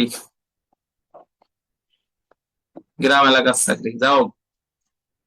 এই তাহলে এখান থেকে কিন্তু এরকম প্রশ্ন আসতে, তাহলে 56 ধারা থেকে আরো 56 ধারা থেকে আরো কি কি এমসিকিউ আসতে, 56 ধারা আসতে পারে যে কোন অফিসার দ্বারা 56 ধারায় বিনা পরোয়ানায় গ্রেপ্তার করা হয়, অধস্তন অফিসার দ্বারা। অধস্তন অফিসার দ্বারা বিনা পরোয়ানায় গ্রেপ্তার করার ক্ষেত্রে আপনার কি করতে হবে, লিখিত রিকুইজিশন দিতে হবে। কাকে দিতে হবে, অধস্তন অফিসারের কাছে দিতে হবে। এরপরে বলতেছে লিখিত রিকুইজিশনে কি উল্লেখ থাকবে, গ্রেপ্তারের কারণ উল্লেখ থাকবে। এরপর আছে লিখিত রিকুইজিশন কার হাতে অর্পণ করতে হবে, অধস্তন অফিসারের কাছে অর্পণ করতে হবে। এই টাইপের এমসিকিউ এখান থেকে আসবে। এই আপনারা কি আমার কথা বুঝতেছেন না আমি একাই বুঝতেছি গন্ধি? সবার জন্য দোয়া থাকবে, ইনশাল্লাহ ভালো পারবেন। আর আমার জন্য আরো বেশি করে দোয়া করবেন, ঠিক আছে? আমরা যেন খুলনা রেঞ্জের মান সম্মান রক্ষা করতে পারি, আল্লাহ ভরসা নাকি, ইনশাল্লাহ। আচ্ছা, তো এই 56 ধারা চলে গেল, এখানে আর তেমন কিছু না। তবে এখানে আমাদের আরেকটা জিনিস জানা দরকার যে 56 ধারায় এই যে মানে ভাষ্যতে যেটা বলতেছে, সেখানে বলতেছে যে আপনার এই সেনাবাহিনীর পলাতক ব্যক্তিকে 56 ধারা মোতাবেক কিন্তু অধস্তন অফিসার বিনা পরোয়ানায় গ্রেপ্তার করতে পারবে না। অর্থাৎ সেনাবাহিনী থেকে যারা পলায় আসছে এদেরকে কিন্তু 56 ধারা মোতাবেক অধস্তন অফিসার দ্বারা সেনাবাহিনীর অফিসারকে মানে সদস্যদের গ্রেপ্তার করতে গেলে নর্মালি ওসি গ্রেপ্তার করবে, কিন্তু অধস্তন কাউকে অর্পণ করে সেনাবাহিনীর, তাহলে এমসিকিউ কাকে গ্রেপ্তার করা যাবে না, সেনাবাহিনীর কোন সদস্যকে গ্রেপ্তার। এটা কি কিন্তু হ্যান্ডবুকে লেখা নাই, কিন্তু আমার সাথে ভাষ্য আছে, ভাষ্যতে এটা লেখা আছে, সুতরাং এটা একটু খেয়াল করবেন। পিআরবি 319, 320-এ এই সংক্রান্তে বিশেষ বিধান দেওয়া আছে। কত, সেনাবাহিনীর সদস্যকে গ্রেপ্তারের ক্ষেত্রে পিআরবি 319-20-এ বিশেষ বিধান লেখা আছে, লিখে রাখবেন, ঠিক আছে? আচ্ছা, 57 ধারা আমি পরীক্ষায় একদিন আগে পরীক্ষা নিয়েছিলাম, যে এই প্রশ্নটা পরীক্ষায়, 57 ধারাটা কিন্তু গুরুত্বপূর্ণ। অর্থাৎ নাম ঠিকানা জানাইতে অস্বীকৃত ব্যক্তির বিরুদ্ধে কি আইনগত ব্যবস্থা গ্রহণ করা হয়। এখন তুমি যদি কোনো ব্যক্তি নাম ঠিকানা দিতে অস্বীকার জানাও, তুমি যদি কোনো অপরাধ করো, তাহলে তুমি কি, তোমার অপরাধ কি? তাহলে তুমি যদি সরকারি কর্মচারীর পরিচয় দাও কোনো অপরাধ করার জন্য, হ্যাঁ, মিথ্যা নাম ঠিকানা দাও, সেই ক্ষেত্রে তুমি দণ্ডবিধির কত বলো তো ভাই, কত বলেন তো আপনারা? 170 ধারা। আমি বললাম যে আমি পুলিশের সাব ইন্সপেক্টর, ঠিক আছে কিনা, হ্যাঁ, আমি মিথ্যা পরিচয় দিলাম, কিন্তু এই যে আমি 170 ধারা মোতাবেক অপরাধী, কোন আইনে, দণ্ডবিধি আইনের। সাব ইন্সপেক্টর পরিচয় তো দিছি দিছি, সাব ইন্সপেক্টরের পোশাক আমি করি ফেলাইছি, হ্যাঁ, দুই বল্টু করে ফেলাইছি, তাহলে আসছে আমি 171 ধারা মোতাবেক আপনি অপরাধী। মনে করেন, আবার মনে করেন একজন এএসআই যদি সাব ইন্সপেক্টরের পোশাক পরে, তাও কিন্তু 171 ধারা অপরাধী। তবে ভাষ্যতে বলতেছে খালি পোশাক পরিধান করলেই অপরাধ হবে না, আপনাকে কি করতে হবে, বলতেছে যে আপনাকে কোনো অপরাধের ইন্টেনশন নিয়ে কাজ করতে হবে, যে সেই ক্ষেত্রে আপনি 170, 171 ধারা মোতাবেক আপনি অপরাধী। কিন্তু সিআরপিসির এটা একটি ব্যতিক্রম ধারা। আপনারা যদি একটু খেয়াল করে দেখেন যে আমরা নর্মালি জানি যে আমলযোগ্য অপরাধীকে পুলিশ বিনা পরোয়ানায় গ্রেপ্তার করবে, এটাই হচ্ছে আইনের বিধান, নাকি ভাই? এই কথা কি বোঝেন নাকি বোঝেন না? আমলযোগ্য অপরাধ করবে এমন বিনা পরোয়ানায় গ্রেপ্তার করতে পারবে এমন এই বিধানই হচ্ছে আইনের প্রকৃত বিধান। তবে এই 57 ধারা একটি ব্যতিক্রম, যেখানে বলতেছে আমলের অযোগ্য অপরাধীকেও পুলিশ বিনা পরোয়ানায় গ্রেপ্তার করতে পারে। কখন? যখন পুলিশ অফিসারের সামনে এমন একটা কাণ্ড আপনি ঘটাইছেন, হ্যাঁ, সেই ক্ষেত্রে পুলিশ অফিসার আপনার নাম ঠিকানা যাচাই বাছাই করার জন্য কি করতে পারবে? বিনা পরোয়ানায় আপনাকে গ্রেফতার করতে পারবে। এবং যদি আপনার নাম ঠিকানা বাসস্থান জানাইতে অস্বীকার করে, হ্যাঁ, সেই ক্ষেত্রে হচ্ছে আপনার এই, এবং যে নাম ঠিকানা আপনি দিয়েছেন যদি মনে হয় যে আপনি মিথ্যা নাম ঠিকানা দিয়েছেন, আপনার বাড়ি হচ্ছে দিনাজপুর, আপনি করছেন আপনার বাড়ি খুলনা, ঠিক আছে কিনা, সেই ক্ষেত্রে 57 রেখে আপনাকে গ্রেফতার করতে পারবে। এবং বলা হচ্ছে যে আপনার যদি নাম ঠিকানা যদি পাওয়া যায়, সেই ক্ষেত্রে বলতেছে যে আপনার এই তাকে ছেড়ে দিতে হবে। আর এইরূপ ব্যক্তি যদি বিদেশে, এই এমসিকিউটা কিন্তু এবছর আইছিল, আমি বারবার বলছি এটা পরীক্ষা আসবে, যে যদি বিদেশি নাগরিক হয় সেক্ষেত্রে এমসিকিউ কোন দেশের? বাংলাদেশের। এক বা একাধিক ব্যক্তিকে জামিনদার হতে হবে। আর 57(3) যেটা আপনাকে বলতেছে যে গ্রেপ্তারের সময় থেকে 24 ঘন্টার মধ্যে, এমসিকিউ কোন সময় থেকে? গ্রেপ্তারের সময় থেকে কত ঘন্টার মধ্যে? 24 ঘন্টার মধ্যে। কি না পাওয়া যায়? প্রকৃত নাম ঠিকানা আপনার না পাওয়া যায়, সেই ক্ষেত্রে বলতেছে যে তাকে কি নিকটতম ম্যাজিস্ট্রেটের নিকট আপনাকে হাজির করতে হবে। এই হচ্ছে সিআরপিসি 57 ধারা। প্রশ্ন আসতে পারে কি? প্রশ্ন আসতে পারে আপনার 1897 সালে প্রণীত ফৌজদারি কার্যবিধি আইন অনুসারে নাম ঠিকানা জানাতে অস্বীকৃত ব্যক্তির বিরুদ্ধে কার্যবিধি আইনে কি আইনগত ব্যবস্থা রয়েছে ব্যাখ্যা করো। তখন 57(1), 2, 3, এই 57 ধারার সাথে পিআরবি 317 যাবে। কত যাবে ভাই বলেন তো? লিখে রাখেন, বুঝে লিখে রাখেন, পিআরবি 317 আমরা ওখানে ইউজ করব। এখান থেকে দেখেন প্রশ্ন আসতে পারে এভাবে যে ক নামক একজন বিদেশি নাগরিক ঢাকা ঢাকার মোহাম্মদপুরে, হ্যাঁ, জব্বারকে এমন ভাবে আঘাত করলো বা মানে প্রকাশ্য স্থানে ঝগড়া, বাংলাদেশি নাগরিকের সাথে ঝগড়া করলো, ঠিক আছে কিনা, হ্যাঁ, সেই ক্ষেত্রে আহ, বিদেশি নাগরিকের নাম ঠিকানা যাচাইয়ের ক্ষেত্রে উপস্থিত পুলিশ অফিসারের আইনগত করণীয় কি ব্যাখ্যা করো। তখন এই 57 ধারা দিয়েই কিন্তু আপনাকে অ্যান্সার করতে হবে। অধর্তব্য অপরাধ, মনে করেন একজনকে চর থাপড় মারছে, কিল ঘুষি মারছে, তবে ভাষ্যতে বলতেছে আপনি যে 57 ধারায় ব্যবস্থা নেবেন, এই অপরাধটা পুলিশ অফিসারের সামনে হতে হবে। মনে করেন আপনি সংবাদ শুনে ঘটনাস্থলে আইছেন, তখন কিন্তু ধরতে পারবেন না, কথা বলেন নাই, আপনার চোখের সামনে ঘটনাটা ঘটতে হবে, তাহলে আপনি তাকে ধরে ব্যবস্থা নিতে পারবেন। এটা হচ্ছে ব্যতিক্রম একটি ধারা, 57 ধারায় আপনাকে বলতেছে। আর একটা বলতেছে কতজন ব্যক্তিকে আপনাকে জামিনদার হতে হবে, বা বিদেশি নাগরিক হলে এক বা একাধিক ব্যক্তিকে, কোন দেশের নাগরিক হলে বিদেশি নাগরিককে, কোন দেশের নাগরিককে জামিনদার হতে হবে? বাংলাদেশের নাগরিককে জামিনদার হতে হবে। বিদেশি নাগরিক জামিনদার হলে কিন্তু হবে না। আর কি কি বের করার জন্য আপনাকে ঠিকানা মানে বের করতে হবে, মানে নাম ঠিকানা বের করার জন্য মানে তাকে কাছে গ্রেফতার করতে হবে। কত ঘন্টার মধ্যে আদালতে প্রেরণ করতে হবে? 24 ঘন্টার মধ্যে আদালতে প্রেরণ করতে হবে। কি কারণে? যদি প্রকৃত নাম ঠিকানা না পাওয়া যায়। আপনারা কি বুঝতেছেন ভাই, নাকি না আমি একাই বুঝতেছি? কন্দি সবাই পড়েন লা হাওলা ওয়ালা কুওয়াতা ইল্লা বিল্লাহিল আলিয়্যিল আযীম। আমাদের আশা করি এভাবে আমরা যদি প্রতিটা ক্লাসে রিভিশন দেবে, এভাবে এমসিকিউ গুলো আলোচনা করব, দেখবেন ইনশাল্লাহ সব পানির মধ্যে হয়ে যাবে। মূল কথা হচ্ছে পদোন্নতির জন্য ধৈর্য সহকারে দাঁত কামড়ায় লেগে থাকা। এতেই দেখবেন যে অনেক বেনিফিট হবে, এটা আপনি বুঝতে পারবেন, ধীরে ধীরে এটা বুঝতে পারবেন যে আপনার উন্নতি হচ্ছে কিনা। কিন্তু আইন কখনো একদিন দুই দিনে হাফেজ হওয়া যায় না। এই যে আলহামদুলিল্লাহ আপনাদের কি বারবার এই যে বলতেছি বা কোথাও পাচ্ছেন আলহামদুলিল্লাহ, এটা তো আর একদিনে রপ্ত হয় না, তাই না? এটা আপনি বারবার চেষ্টা করলে দেখবেন আমার থেকে আপনি ভালো পারবেন ইনশাল্লাহ, ঠিক আছে? আচ্ছা, তাহলে 57 ধারা থেকে এই টাইপের এমসিকিউ কিন্তু পদোন্নতি পরীক্ষা আসতে পারে, এবং রিটেনের প্রশ্ন অলরেডি চলে আসে, তো আসবে না, কিন্তু এই টাইপের প্রশ্ন কিন্তু এটা গুরুত্বপূর্ণ। আচ্ছা, গেল। এরপরে একটা এমসিকিউ এখানে আমি লিখে রাখছি আগে থেকে, প্রশ্ন আসতে পারে যে 57 ধারা মোতাবেক গ্রেপ্তারকৃত ব্যক্তির নাম ঠিকানা পাওয়া গেলে আপনাকে কি নিয়ে তাকে ছেড়ে দিতে হবে? বিনা মুসলেকায়? মুসলেকায় গওয়াফা কোনটি না, বিনা মুসলেকায় কিন্তু ছাড়া যাবে না। পুলিশের একটা সূত্র মনে রাখবেন, কোন আসামি ধরলে অবশ্যই মুসলেকা নিয়ে আপনাকে ছাড়তে হবে। মুসলেকা ব্যতীত ছাড়লে আপনি বিপদে পড়বেন, বলবেন যে আপনারা ধরে হয়রানি করছে, এরা করতে বহুত কিছু করছে, বুঝলেন না কথা? মুসলেকা নিয়ে 100% আপনাকে ছাড়তে হবে। মুচলেকা ছাড়া ছাড়ার কিন্তু আইনগত কোনো অধিকার নাই। যাও গেল। আচ্ছা, 58 ধারা। 58 ধারা হচ্ছে যে এখতিয়ারের বাহিরে কোন ব্যক্তিকে অনুসরণ করে বিনা পরোয়ানায় গ্রেফতার করা যাবে। 58 ধারা এখতিয়ারে, এই 58 ধারা পদোন্নতি পরীক্ষায় কিন্তু প্রশ্ন আসতে পারে, এমসিকিউ। 58 ধারা মোতাবেক কোন এলাকার বাইরে গ্রেফতার? এখতিয়ারের বাইরে বিনা পরোয়ানায় গ্রেফতার কে করতে পারবে? সকল পদের পুলিশ অফিসার করতে পারবে। কোন এলাকায়? এখতিয়ারের বাইরে। এখন বলতেছে যে এই এখতিয়ারের বাইরে বলতে কোন এলাকা বোঝাবে না? বাংলাদেশের বাইরে কিন্তু বোঝাবে না। মানে এখতিয়ারের বাইরে যাই আপনি বিনা পরোয়ানায় ধরে নিয়ে আসলেন, তার মানে আপনি ইন্ডিয়ান বর্ডার ক্রস করে ইন্ডিয়ায় যাই মনে করেন কাদের কাপড়ে ধরে আনতে আপনি পারবেন না, ঠিক আছে কিনা? কোন জায়গা স্যার আল্লাহ জানে, যাও জানে কাছে কাছে সব কথা বলা যাবে না, আস্তাগফিরুল্লাহ। আচ্ছা, তাহলে এই 58 ধারায় আপনাকে ভার্সাতে বলতেছে যে এখতিয়ারের বাইরে বলতে এখানে মূলত বাংলাদেশের বাহিরকে বোঝাবে না। এখতিয়ার বাইরে বলতে আপনার থানা এলাকা, মনে করেন আমি শ্রীপুর থানায় আছি, আমি মোহাম্মদপুর থানায় যে আসামি ধরে ধরে আনতে পারবো, কোনো সমস্যা নাই। কি কি পরোয়ানায়? বিনা পরোয়ানায় আমাকে এই কথাটাই আমাকে বলতেছে, ঠিক আছে কিনা? তবে এখতিয়ারের বাইরে আসামি যখন আপনি ধরতে যাবেন, আইনে যদি এখানে লেখা নাই, নিয়ম আছে, এএসপি সার্কেলের অনুমতি নিয়ে আপনাকে যাইতে হবে। আন্দাজে গেলে আপনি প্রসিডিং হবেন, চাকরি হারাবেন, বহুত কিছু আছে, ঠিক আছে কিনা? মানে আরো ওয়ান বসে রয়েছে আপনার ধরার জন্য। আরো ওয়ান তো এসপি স্যারই বসে রয়েছে, এসপি স্যার নির্দেশ দিলে আরো ওয়ান স্যার কিছু করবে না, যাও। তাহলে এখতিয়ারের বাইরে আপনি বিনা পরোয়ানায় গ্রেপ্তার করতে পারবেন। তবে 58 ধারায় বলতেছে এখতিয়ারের বাইরে বিনা পরোয়ানায় গ্রেপ্তার করতে পারবেন, ঠিক আছে, এটা কিন্তু হ্যান্ডবুকে নাই। এটা লেখা আছে, ভাষ্যতে লেখা আছে, বাংলাদেশের বাইরে কিন্তু বোঝাবে না। এমসিকিউ কোন জায়গায় বোঝাবে না বন্ধুরা? বাংলাদেশের বাইরে কিন্তু বোঝাবে না, বাংলাদেশের ভিতরেই কিন্তু আপনাকে বোঝাবে। আর বাংলাদেশের বাইরে বিনা পরোয়ানা তামিল, সেটা কিন্তু ওই যে 93 খ এবং গ তে যে উল্লেখ আছে, কথা কি বুঝছেন নি?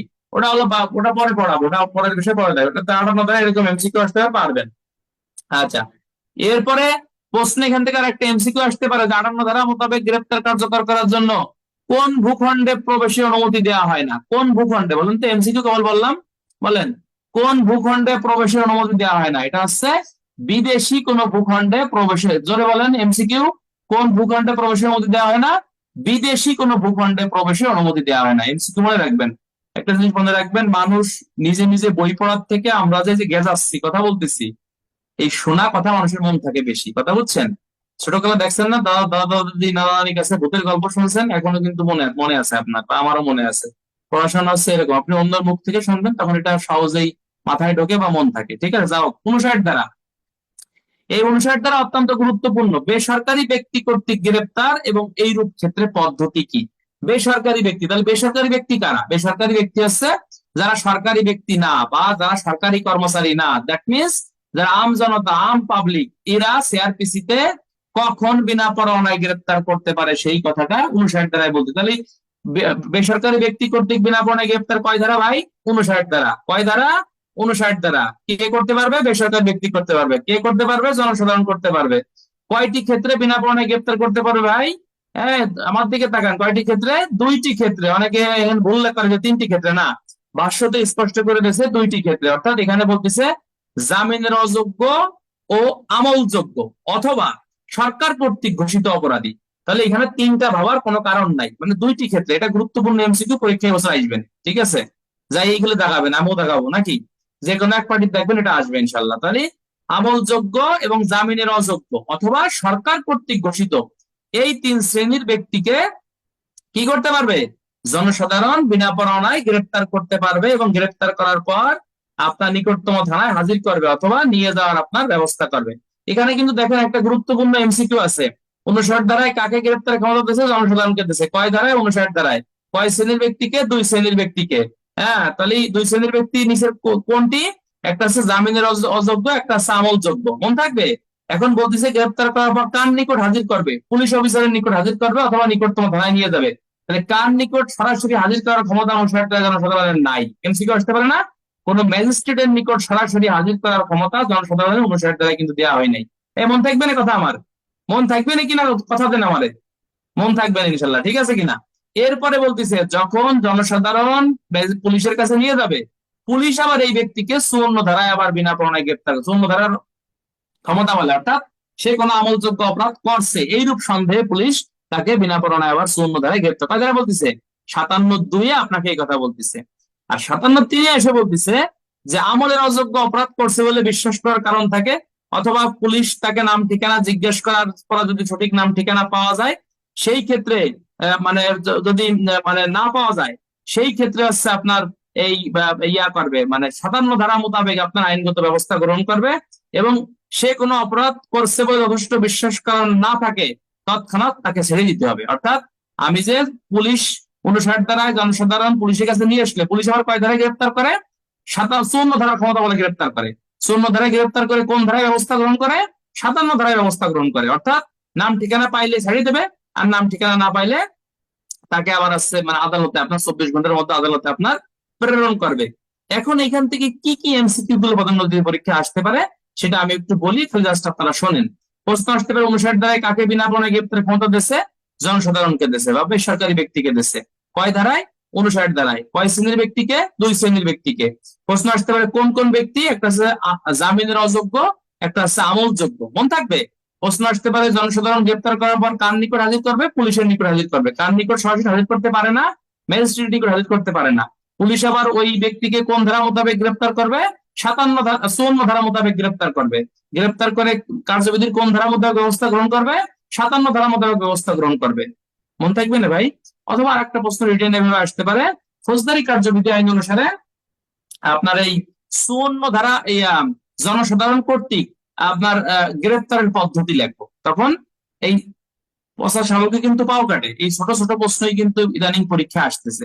ঠিক আছে কিনা ভাই? অনেক কঠিন করে পড়ি ফেলাই আমরা, কিন্তু ছোট বিষয়গুলো পরীক্ষায় চলে আসে। তখন এই 57 এই 59-এর 1 2 3 দিয়ে আপনাকে অ্যান্সার করতে হবে। ক্লিয়ার ইনশাল্লাহ ভাই? আচ্ছা, আমরা আজকে আরো পড়বো, সমস্যা নেই। তাহলে এই 59 দ্বারা কি বোঝেন না এমন কোন ব্যক্তি আছেন বলেন তো ভাই যে আমি বুঝি নাই? আমার মনে হয় একেবারে অন্টুর পোলাপানের মতো প্রশ্ন এগুলো, সবাই বোঝে। প্রশ্ন আসলো যে মনে করেন যে ক নামক থানার ভারপ্রাপ্ত কর্মকর্তাকে জনসাধারণ কখন বিনা পরোয়ানায় গ্রেপ্তার করতে পারে? প্রশ্ন কি বুঝবেন? তখন কি মানে ওসিরে কখন বিনা পরোয়ানায় গ্রেপ্তার করতে পারে? হ্যাঁ পারে, জনসাধারণ কখন পারে? ওসি যদি কোনো আমলযোগ্য অপরাধ করে বা জামিনের অযোগ্য অপরাধ করে, কার সামনে? জনসাধারণের সামনে। সে ওসি হোক আর যেই হোক না কেন, বা পুলিশ সুপারই হোক না কেন, বা এসআই হোক বা যেই হোক না কেন, তাকে বিনা পরোয়ানায় গ্রেপ্তার করতে পারবে 59 ধারায়। পরবর্তী ব্যবস্থা কি? পরবর্তী ব্যবস্থা পুলিশের কাছে তাকে হস্তান্তর করবে। পুলিশ কি করবে? 54 ধারায় ওসি কে আবার গ্রেপ্তার করবে। এবারে 57 ধারা মোতাবেক পুলিশ অফিসার আবার ব্যবস্থা গ্রহণ করবে। এই কথাই আপনাকে 59-এর 1 2 3 আপনাকে বলতেছে। আপনি কি বুঝতে পারছেন না? আমি একাই বুঝলাম তন্দি? বুঝছেন নাকি? সবাই পড়ে আস্তাগফিরুল্লাহ ওয়া আতুবু ইলাইহি, লা হাওলা ওয়ালা কুওয়াতা ইল্লা বিল্লাহ। পদোন্নতির জন্য ভাই তোমাকে অনেক ধৈর্য ধরতে হবে, ঠিক আছে কিনা? ধৈর্যের সাথে লেগে থাকা। বছরের প্রথমে মনে হয় যে ভাঙ্গি চুরি ফেলবানি, একেবারে শেষ করে দিবানি, হ্যাঁ, কিন্তু শেষ পর্যন্ত আমরা অনেকেই টিকতে পারি না। তো আমার যেহেতু ইনশাল্লাহ আমার জন্য দোয়া করবেন, আমার নিজের পরীক্ষা আপনাদেরও পরীক্ষা, যেন কঠিন ধৈর্যের সাথে লেগে থাকতে পারি আমরা, ঠিক আছে? আর আমাদের মাগুরা জেলায় হচ্ছে কি বলে ওটা, কার্তিকি না কি যেন একটা পূজা, এখানে লং ডিউটি, বিভিন্ন ডিস্ট্রিক্ট থেকে অনেক লোক আসছে, যশোর, ঝিনাইদহ, অনেক লোক হায়ার করে আনছে, কথা বলছেন, আমারও ডিউটি। সুতরাং কিন্তু ক্লাস মিস নাই, আমরা সকালবেলা আমরা ক্লাস নেবো, ঠিক আছে? এই 3 দিন আমরা সকালবেলা ক্লাস নেব। আগামীকাল সকাল 7টায় ক্লাস থাকবে, সবাই থাকবেন, যারা থাকতে পারবেন না তারা হচ্ছে রেকর্ডটা শুনবেন। পদোন্নতির জন্য যদি কষ্ট করে লেখাপড়া করেন, এটা আপনার কাজে লাগবে, ঠিক আছে কিনা? কিন্তু চিত্তটাঙ্গাই মানে এখানে ঘুমাই থাকলেন, তাহলে এই ঘুম জীবনের কি হবে? এই ঘুম জীবনের কাল হবে, কথা বুঝছেন? এই ঘুম জীবনের কাল হবে। আমি যদি সকালবেলা উঠে আপনাদের পড়াতে পারি, তাহলে আপনি পড়তে পারবেন না কেন? এই ঘুমটাকে কাল না বানাই, ঘুমটাকে, এই সময়টাকে সম্পদে পরিণত করি আমরা ইনশাল্লাহ। আগামীকাল সকালে ক্লাস আছে, সকাল 7টায় ইনশাল্লাহ সবাই থাকবেন, ঠিক আছে? অফিসে আরো আগেই ক্লাস শেষ করে দিবানি। আচ্ছা, তাহলে 59 ধারা চলে গেল বন্ধুরা। 59 ধারা থেকে এরকম প্রশ্ন আসতে পারে, আশা করি আমরা পারবো। এখানে আরেকটা জিনিস আমরা খেয়াল রাখবো যে এই 59 ধারা মোতাবেক কিন্তু আপনার খেয়াল করতে হবে যে এখতিয়ার সীমার মধ্যে আপনাকে গ্রেপ্তার করতে হবে, ঠিক আছে কিনা?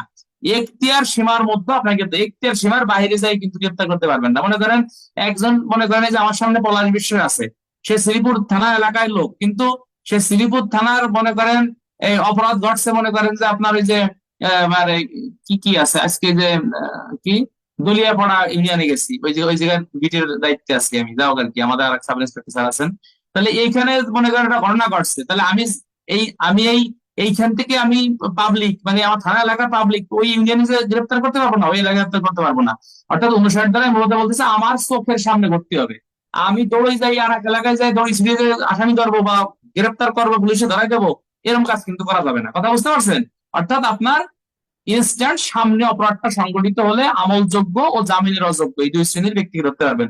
আদারওয়াইজ ধরার ক্ষমতা কিন্তু কোনো ব্যক্তিকেই দেওয়া হয়নি, এটা একটু মনে রাখবেন, ঠিক আছে? আচ্ছা, আমরা এখন সরাসরি আর একটা বিষয়ে চলে যাবো বন্ধুরা। সেখানে বলতেছে এই যে 59 60, 60 ধারা এতটা গুরুত্বপূর্ণ না, জাস্ট এমসিকিউর জন্য এগুলো একটু গুরুত্বপূর্ণ, একটু মানে এমসিকিউর জন্য বলি। গ্রেপ্তারকৃত ব্যক্তিকে ম্যাজিস্ট্রেট অথবা থানার ভারপ্রাপ্ত কর্মকর্তার নিকট আপনাকে নিয়ে যেতে হবে। এখানে বলতেছে যে আমি একজন আসামিকে ধরলাম, ধরার পরে আমার কাজটা কি?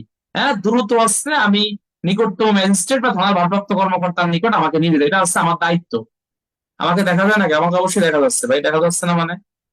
দেখা যাচ্ছে, ভালো করে দেখেন, ক্যামেরা অন আছে। আচ্ছা, মনে করেন আমি টাওয়ার ডিউটি করতেছি, বা আমি যে স্পেশাল ডিউটি করি, আমাদের এখানে মোবাইল ডিউটি আছে, আর একটা আসামি আমি ধরছি। আর আমার কাজ আছে আসামি ধরি, আমি কি ওই যে গাড়িতে করে আমি ঘুরবো? আমার ডিউটির আসামি ধরছি সকাল 10টায়, এই আসামিরে আমি মনে করেন রাত 8টার সময় এসে জমা দিলাম ডিউটি অফিসারের কাছে, তাহলে হইলো চাকরি থাকবে আমার? আমি ডাইরেক্ট প্রসিডিং হয়ে যাব, ঠিক আছে না? এই জন্য 60 ধারায় বলতেছে যখন কোনো আসামিরে আমি ধরবেন, মানে আপনি পুলিশের কাছে আসামি গ্রেফতার করছেন বা ধরছেন, ঠিক আছে কিনা, এই ধরার পরে সেই ক্ষেত্রে দ্রুত আপনাকে থানার ভারপ্রাপ্ত কর্মকর্তা বা কি বলতেছে, বলতেছে যে আপনার এই যে ম্যাজিস্ট্রেটের নিকট আপনাকে হাজির করতে হবে, ঠিক আছে কিনা? এবং এটা হাজির করার দায়িত্ব কার? যে ব্যক্তি আসামি গ্রেফতার করবে এটা ধরার দায়িত্ব, মানে হাজির করার দায়িত্ব তার। আসামি ধরিয়ে টহল গাড়িতে খালি ঘুরোচ্ছেন, ঘুরে ঘুরে আপনার ডিউটি 8টায় শেষ, 8টার সময় ডিউটি অফিসারে বুঝিয়ে দেবেন না, এটা এটা করা যাবে না। ইনস্ট্যান্ট যখনই ধরবেন তখনই গাড়ি নিয়ে থানায় আবার চলে আসবেন, ডিউটি অফিসার আসামি বুঝিয়ে দিয়ে পরে আপনি আবার ডিউটি যাবেন, সমস্যা নাই, কিন্তু আসামি নিয়ে ঘোরা যাবে না। এই এই কথা কোন ধারায় কইছে?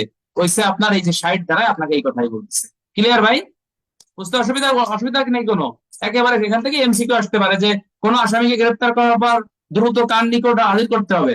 থানা ভারপ্রাপ্ত কর্মকর্তা, ম্যাজিস্ট্রেট, ক খ কোনোটি না, তাহলে ক খ যে কোনো একজনের কাছে দ্রুত আপনি হাজির করবেন, এটা হচ্ছে আপনার দায়িত্ব। তবে আমাদের প্র্যাকটিস আছে আগে থানায় আমরা হাজির করি নাকি? যাও, এরপরে আমাদেরকে যেখানে বলতেছে যে আপনার এই 61 ধারা, এই 61 ধারাটা কিন্তু খুবই গুরুত্বপূর্ণ। 61 ধারা আসামির কিন্তু একটা অধিকার, আইনগত অধিকার বা মৌল মানব অধিকার, বা এটা একটা মানব অধিকার। অর্থাৎ কোন আসামিকে গ্রেপ্তার করার পরে আপনি 24 ঘন্টার বেশি তাকে কি করতে পারবেন না ভাই, মানে আটক রাখতে পারবেন না। এই 24 ঘন্টা কখন থেকে শুরু হবে? মনে করেন আমি দলিয়া কি দাঁড়িয়াপুর, কি যেন আমার বেটির নামই মন থাকে না, কঠিন না বুঝছেন, নতুন মানে এক এলাকায় আসলে তো সব ইউনিয়নের নাম বুঝতে করতে সমস্যা, বুঝলেন না? আস্তে আস্তে বুঝতে যাবে ইনশাল্লাহ, তাও আর কি লিখে রাখবানি। মনে করেন আমি শ্রীপুরের কথা, মনে করেন শ্রীপুর বিটের আমি দায়িত্বে তালি, তাই না? তাহলে শ্রীপুর বিটের দায়িত্বে মনে করেন আমি আসি, এইখানে কি করতেছে, বলতেছে যে আমি কোনো ব্যক্তিকে আমি গ্রেপ্তার করে যখন আমি ডিউটি অফিসারের কাছে আমি শ্রীপুর থানায় বুঝিয়ে দেবো, সেই ক্ষেত্রে বলতেছে যখন জিডিতে এন্ট্রি হবে যে আসামি এই এই কয়টার সময় এসআই আলামিন ধরে এনে আমাকে বুঝিয়ে দিল বা থানায় হাজির করা হলো, আসামি হাজির করুন, তাই না? তাহলে জিডি অর্থাৎ এই জিডি টাইম থেকে আপনার কোর্টে প্রেরণের টাইম, অর্থাৎ ওই জিডি 24 ঘন্টা হবে।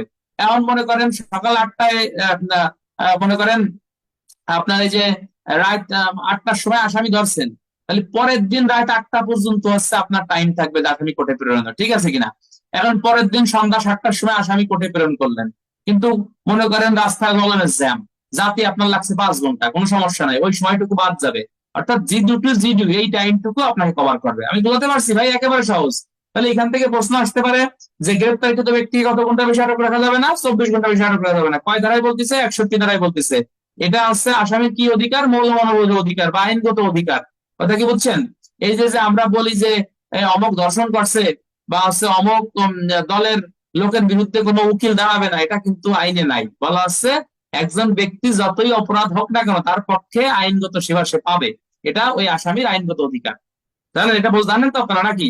মনে করেন আমি মার্ডার করছি, আমি মার্ডার করি বা ধর্ষণ করি, চুরি করে, ডাকাতি করি, যাই করি না কেন, উকিলের আইনগত সেবা আমি পাবো, এটা আমার আইনগত অধিকার। কথা কি বুঝছেন নাকি আমি একাই বুঝতেছি গন্ধি? ঠিক আছে না? জানেন না এটা আপনারা? একজন ব্যক্তি মার্ডার করুক আর খুন করুক, ধর্ষণ করুক আর চুরি করুক, যাই করুক না কেন, তার পক্ষে আইনজীবী দাঁড়াতে হবে, এটাই আইনের বিধান। ঠিক আছে? যাও, তাহলে আমরা এখান থেকে এমসিকিউ আসতে পারে যে কত ঘন্টার বেশি আটক করা যাবে না? 24 ঘন্টায়। সময়টা কখন থেকে শুরু হবে? অর্থাৎ থানায় হাজির থেকে শুরু করে আপনার এই থানার ওই যে আদালতে প্রেরণের আগ পর্যন্ত যে টাইম, এই টাইমটুকু আমাদের এখানে শুরু হবে। এটা বাংলাদেশ সংবিধানের কত অনুচ্ছেদে বলতেছে বন্ধুরা? এইটা বাংলাদেশ সংবিধানের 33 অনুচ্ছেদে আপনাকে বলতেছে। তবে এই 61 ধারার বিধান কোন ক্ষেত্রে প্রযোজ্য না? এমসিকিউ বলেন তো বন্ধুরা। এই 61 ধারার বিধান প্রযোজ্য হবে না হচ্ছে নিবর্তনমূলক আটকের ক্ষেত্রে। নিবর্তনমূলক আটক কোনটি বন্ধুরা? বলা আছে যিনি এই মুহূর্তে বিদেশি কোন রাষ্ট্রের শত্রু। আর একটা বলতেছে যিনি আপনার এই যে এই মানে যাকে নিবর্তনমূলক আটকের বিধান সম্বলিত কোন আইন অধীনে আপনার, অর্থাৎ এই মুহূর্তে কোনো ব্যক্তি কোনো অপরাধ, নিবর্তনমূলক আটকটা মূলত এখন হয় না, বাট সংবিধানে এটা আছে। অর্থাৎ যিনি মনে করেন এই মুহূর্তে বিদেশি রাষ্ট্রের শত্রু কিনা বাংলাদেশে, যার নাম করার দরকার নেই, মনে করেন রুবেল হোসেন ময়মনসিংহ সেই মুহূর্তে মনে করেন যে ভারতের শত্রু, ঠিক আছে কিনা? তাহলে এই রুবেল হোসেনকে পুলিশ কিন্তু অনধিক 6 মাসের জন্য নিবর্তনমূলক আটক করতে পারে। কয় মাস? 6 মাস। এই ক্ষেত্রে কিন্তু 24 ঘন্টার বিধান প্রযোজ্য হবে না। আর একটা বলতেছে এই মুহূর্তে যিনি কোনো অপরাধ করতে পারে, হ্যাঁ, এমন ব্যক্তিকে নিবর্তনমূলক আটক করা যাবে, সেই ক্ষেত্রে আপনার এই 24 ঘন্টার বিধান কিন্তু প্রযোজ্য হবে। এটা সংবিধানে বলতেছে, বাট এই বিধান কিন্তু এখন কার্যকর নাই। যাও আর কি, তবে 24 ঘন্টার বেশি কিন্তু আপনি আটক রাখতে পারবেন। কোন ক্ষেত্রে বন্ধুরা? এই যে সিআরপিসির 167 ধারায় রিমান্ডের আদেশ মূলে, অর্থাৎ এই যে রিমান্ডের আবেদন করলে ম্যাজিস্ট্রেট যদি আপনাকে নির্দেশ দেয়, সেই আদেশ মূলে আপনি কি করতে পারবেন? আপনি আসামিকে 24 ঘন্টার বেশি আটক রাখতে পারবেন, নিজ হেফাজতে রাখতে পারবেন, জিজ্ঞাসাবাদ করতে পারবেন, কোনো সমস্যা হবে না।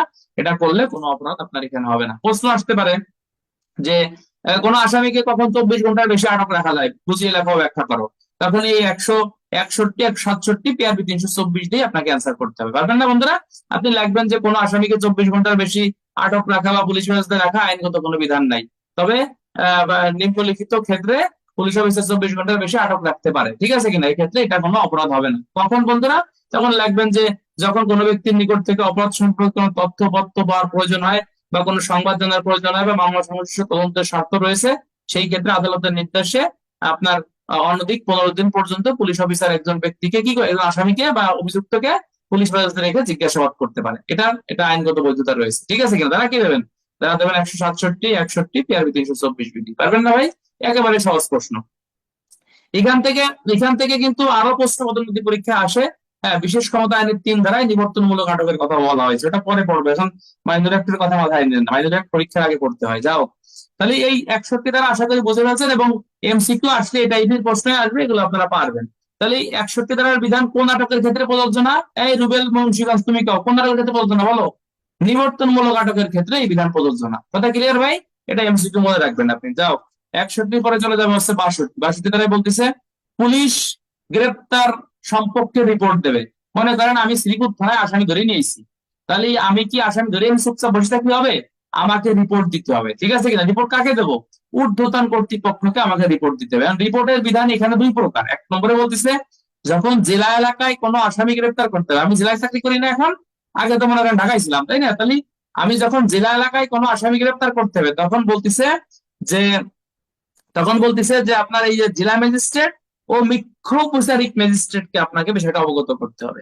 আর মেট্রোপলিটন এলাকায় যখন আসামি গ্রেপ্তার করা হবে, তখন বলতেছে যে মেট্রোপলিটন এলাকার চিফ মেট্রোপলিটন ম্যাজিস্ট্রেটকে এই বিষয়টা আপনাকে অবগত করতে হবে। পাশাপাশি পুলিশ সুপার বা ঊর্ধ্বতন কর্তৃপক্ষকে অবগত করতে। তাহলে এখান থেকে এমসিকিউ আসতে পারে যে জেলা এলাকায় আসামি গ্রেপ্তার করা হলে কাকে অবগত করতে হয়? জেলা ম্যাজিস্ট্রেট, আর একটা আছে মুখ্য বিচারিক ম্যাজিস্ট্রেট। আর মেট্রোপলিটন এলাকায় আসামি গ্রেপ্তার হলে কাকে অবগত করতে হয়? চিফ মেট্রোপলিটন ম্যাজিস্ট্রেটকে অবগত করতে হয়। তাহলে 2 জায়গার কিন্তু 2 সিস্টেম।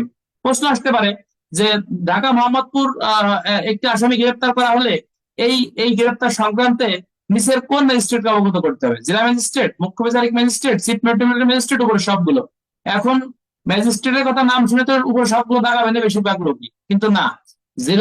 মেট্রোপলিটন এলাকা যখন হবে তখন শুধুমাত্র চিফ মেট্রোপলিটন ম্যাজিস্ট্রেট। ক্লিয়ার? আর যখন গ্রাম এলাকা, মানে এই জেলা এলাকা বুঝবে, ডিস্ট্রিক্ট এলাকা বুঝবে, তখন আপনাকে আছে জেলা ম্যাজিস্ট্রেট ও মুখ্য বিচারিক ম্যাজিস্ট্রেটকে আপনাকে অবগত করতে হবে। আমি বোঝাতে পারছি নাকি বোঝেন না ভাই? এগুলো রিটেনে আসবে না, এগুলো এমসিকিউর জন্য আসবে। আমি কিন্তু ক্লাস শেষে এগুলো জিজ্ঞেস করবানি, না পারলে খবর আছে কিন্তু। ঠিক আছে? না পারলে কি আছে? খবর আছে।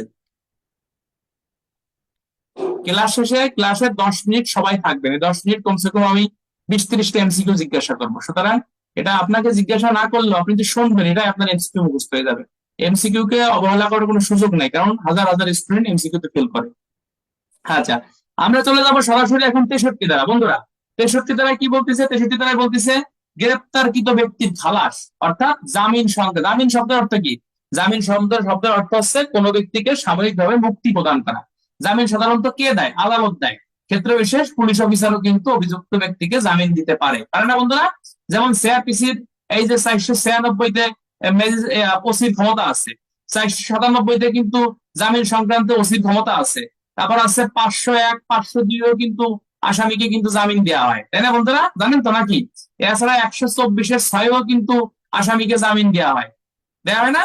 হ্যাঁ, মুচলেকা রেখে জামিন দেওয়া হয়। তাহলে এই জামিন সংক্রান্ত বিধানে বলতেছে যে আদালতের বিশেষ নির্দেশ বা মানে বলতেছে যে আপনার এই পুলিশ অফিসারের বিশেষ ক্ষমতা বা আদালতের বিশেষ নির্দেশ ব্যতীত বা আসামির মুচলেকা ব্যতীত কোনো ব্যক্তিকে কিন্তু জামিন দেওয়া যাবে না। তাহলে জামিন জিনিসটা কি? জামিন হচ্ছে সাময়িক মুক্তি। আপনারা কি অব্যাহতি এবং খালাসের পার্থক্য জানেন? অব্যাহতি এবং খালাস কি? অব্যাহতি হচ্ছে সাময়িক ভাবে আপনাকে ছেড়ে দেয়া, আবার না প্রয়োজন হলে আপনাকে আবার ডাকিয়ে আনবে। ঠিক আছে কিনা? আর খালাস শব্দের অর্থ বেকসুর খালাস, অর্থাৎ আপনার কোনো কাজ নাই, আপনি মাপ পেয়ে গেছেন, বাড়ি চলে যান, আর আপনাকে কেউ ডাকবেও না, আপনি স্বাধীনভাবে বসবাস করেন, কোনো সমস্যা নাই। কথাকে বুঝছেন? এই হলো অব্যাহতি এবং খালাসের মধ্যে আপনার পার্থক্য। খালাস হলে পুনরায় ডাকা যাবে না, হ্যাঁ, আর অব্যাহতি হলে পুনরায় আপনাকে আবার ডাকা যাবে। আস্তাগফিরুল্লাহ ওয়া বিল্লাহি লা হাওলা ওয়ালা কুওয়াতা ইল্লা বিল্লাহিল আযীম। আচ্ছা, তাহলে এখানে 63 দ্বারাই আপনাকে কি বলতেছে, যে মুসলেকা, জামিনের বিশেষ বিধান এবং ম্যাজিস্ট্রেটের বিশেষ আদেশ ব্যতীত কোন ব্যক্তিকে জামিনে আপনার ছাড়া যাবে না। এগুলো বিজ্ঞানে আসবে না, এমসিকিউর জন্য একটু গুরুত্বপূর্ণ, এখান থেকে প্রশ্ন আসে, ধারণা রাখবেন। 64 এবং 65 এই দুটো ধারা কিন্তু গুরুত্বপূর্ণ। 64 এবং 65 আমাদেরকে ধারা বেশি পড়া হয়ে যাচ্ছে না, ঠিক আছে, আমরা পড়ি, তাই না? পড়লে কি হবে, রিভিশন হবে, আবার প্রথমে পড়াবো, আবার অনলাইন পড়াবো, দেখবেন দ্রুতই হবে, ঠিক আছে। আচ্ছা, 64 এবং 65 হচ্ছে বলতেছে যে আপনার ম্যাজিস্ট্রেটের ক্ষমতা, কার ক্ষমতা বন্ধুরা? 64 এবং 65 দ্বারা আপনাকে বলতেছে ম্যাজিস্ট্রেটের ক্ষমতা। কিসের ক্ষমতা? গ্রেপ্তারের ক্ষমতা। তোমরা যদি একটু খেয়াল করে দেখো বন্ধুরা, যে সিআরপিসি 54, 59 দ্বারায় যেরকম পুলিশ অফিসার এবং জনসাধারণকে গ্রেপ্তারের ক্ষমতা দিয়েছে, কিন্তু এই 64 এবং 65 দ্বারাও কিন্তু ম্যাজিস্ট্রেটকে গ্রেপ্তারের ক্ষমতা দেওয়া হয়েছে। যেমন আপনারা অলরেডি অবগত আছেন যে সেনাবাহিনী কিন্তু এই 64, 65 দ্বারা ক্ষমতা দিচ্ছে যে তারা অপরাধী গ্রেপ্তার করতে পারবে, পরোয়ানাও কিন্তু তারা ইস্যু করতে পারবে, ঠিক আছে কিনা? তাহলে 64 দ্বারাই বলতেছে যে ম্যাজিস্ট্রেটের সামনে কোনো ব্যক্তি কোনো অপরাধ করলে কি ম্যাজিস্ট্রেট ওই ব্যক্তিকে গ্রেপ্তারের নির্দেশ দিতে পারে। এটা হচ্ছে 64 দ্বারা। সহজ, বেশি পেছাবেন না ভাই, এখান থেকে প্রশ্ন জীবনে আসে না, খালি ধারণা রাখবেন কি বলছে। 64 দ্বারা কি করতে পারে, ম্যাজিস্ট্রেট গ্রেপ্তারের নির্দেশ দিতে পারে, যে আমার সামনে আপনি অপরাধ করছেন, এই এসে আলামিন তাহলে ধরেন, ধরে নিয়ে আসেন, হ্যাঁ, ম্যাজিস্ট্রেট বলতে পারে। তাহলে এইটা হচ্ছে 64 দ্বারা। 65 দ্বারা বলতেছে যে ম্যাজিস্ট্রেট গ্রেপ্তারের নির্দেশ দিতে পারে তো পারেই, আবার ওই ব্যক্তিকে ধরার জন্য গ্রেপ্তারি পরোয়ানাও ইস্যু করতে পারে। কথা বুঝতে পারতেছেন?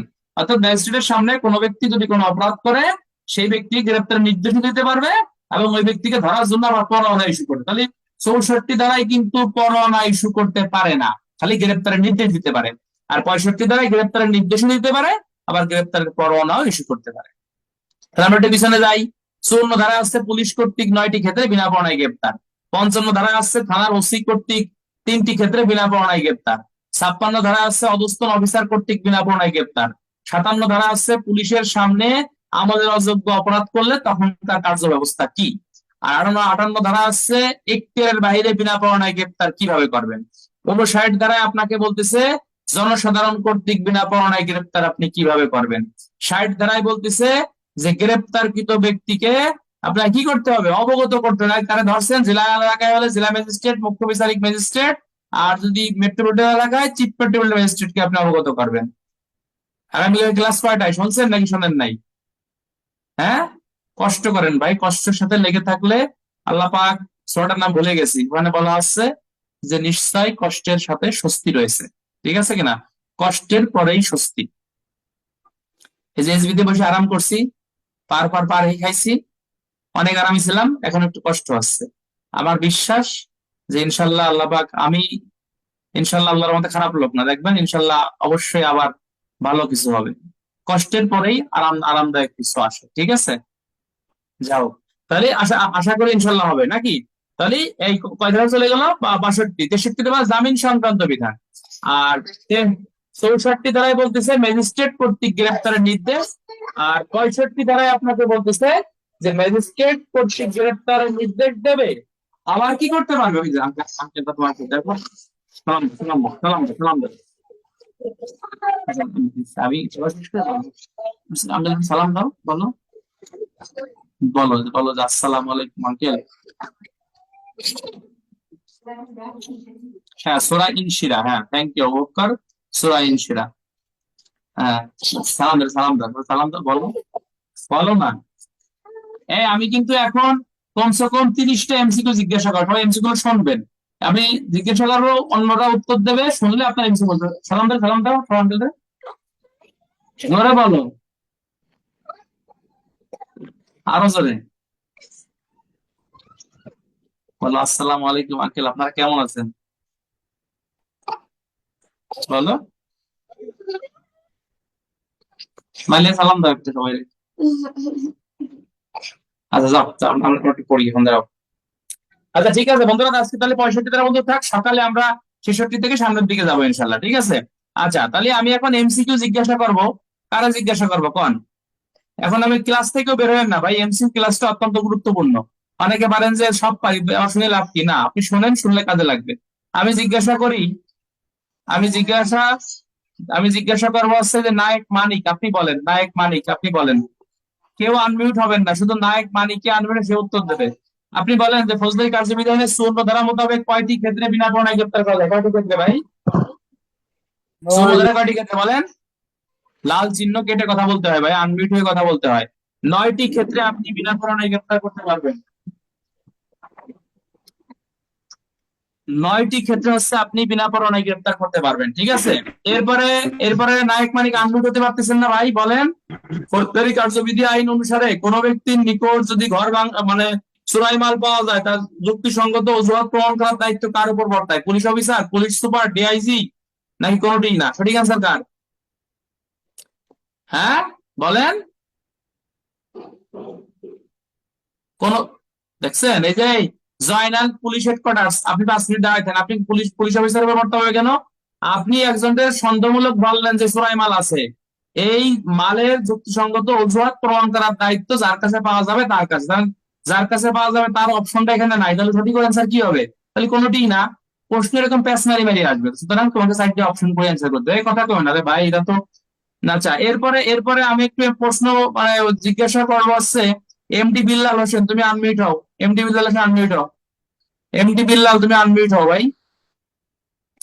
বিল্লাল আনমিউট হন আপনি, এত সময় লাগে কেন? হ্যাঁ আপনি বলেন যে ফৌজদারি কার্যবিধি আইন অনুসারে কার অনুরোধে একজন পুলিশ অফিসার একজন আসামিকে বিনা পরোয়ানায় গ্রেপ্তার করতে পারে? পুলিশ অফিসারের অনুরোধে, নাকি সেনাবাহিনীর অনুরোধে, নাকি পুলিশ হচ্ছে বিমান বাহিনীর অনুরোধে? কোনোটিই না। Police officer sir. Police officer, thank you. আপনাকে আরেকটা কোশ্চেন করি, আপনি বলেন ফৌজদারি কার্যবিধি আইনের 55 ধারা মোতাবেক কয় শ্রেণীর ব্যক্তিকে বিনা পরোয়ানায় গ্রেপ্তার করতে পারে? 3 শ্রেণীর স্যার। 3 শ্রেণী। কে বিনা পরোয়ানায় গ্রেপ্তার করতে পারে? ওসি স্যার, থানার ওসি। ভারপ্রাপ্ত। 59 ধারায় কয় শ্রেণীর ব্যক্তিকে বিনা পরোয়ানায় গ্রেপ্তার করতে পারে? 2 শ্রেণীর স্যার। এই যে নাজমুল শেখ, গাড়ি চালাস তার ক্লাস করতেছে না, গাড়ি পর ক্লাস করার দরকার নাই ভাই, গাড়ি চালাও ভাই, জীবনের দাম অনেক বেশি, গাড়ি চালিয়ে ক্লাস করা যাবে না। হ্যাঁ এরপরে এরপরে বিলাল হোসেন তুমি আবার বলো যে ফৌজদারি কার্যবিধি আইনে অনুসারে থানা মানে জেলা এলাকায় আসামি গ্রেপ্তার করা হলে কোন ম্যাজিস্ট্রেটকে জানাতে হবে? জেলা ম্যাজিস্ট্রেট, তারপরে চিফ মেট্রোপলিটন ম্যাজিস্ট্রেট, কোনোটি না, বলো। জেলা জেলা হইলে স্যার জেলা জেলা ম্যাজিস্ট্রেট। ম্যাজিস্ট্রেট, হ্যাঁ থ্যাংক ইউ। আর মেট্রো এলাকা হলে কাকে জানাতে হবে? আর চিফ মেট্রোপলিটন এলাকা হইলে sir chief metropolitan. Metropolitan, chief metro magistrate আমি জানাতে হবে, হ্যাঁ থ্যাংক ইউ। এরপরে এরপরে আপনি আরেকটা করে, এই, তোমরা কি উত্তর শুনতেছো ভাই? সবাইকে তো জিজ্ঞেস করা যাবে না, একজনকে জিজ্ঞাসা করে অন্যরা শোনেন, তাহলে দেখবেন সবাই মুখস্থ হয়ে গেছে। আচ্ছা বিলাল হোসেন আপনি আবার বলেন যে ফৌজদারি কার্যবিধি আইন অনুসারে বলা হচ্ছে যে আপনার এই নারীর দেহ তল্লাশি করার ক্ষেত্রে কয়টি শর্ত আবশ্যক? 2, 3, 4, 5 বলেন তো। স্যার এটা মনে হয় আমি ছিলাম না গতকাল ক্লাসে আচ্ছা, স্যার। 2টি শর্ত আবশ্যক, একটা হচ্ছে স্বাধীনতার প্রতি তীক্ষ্ণ দৃষ্টি রাখা, আর একটা হচ্ছে অপর নারী দ্বারা তার দেহ তল্লাশি করা। এরপরে বিলাল হোসেন আপনি আবার বলেন যে ফৌজদারি কার্যবিধি আইন অনুসারে আপনার গ্রেপ্তারের স্তর কয়টি বলেন? এই গ্রেপ্তারের স্তর কয়টি বলেন? 3টা 3টা। 3টা, থ্যাংক ইউ। কে বলছে? এই যে ড্যাশবোর্ড চালু করছে কিনা ভাই? আপনারা এরকম করেন না, এরকম করতেছেন কেন আপনারা?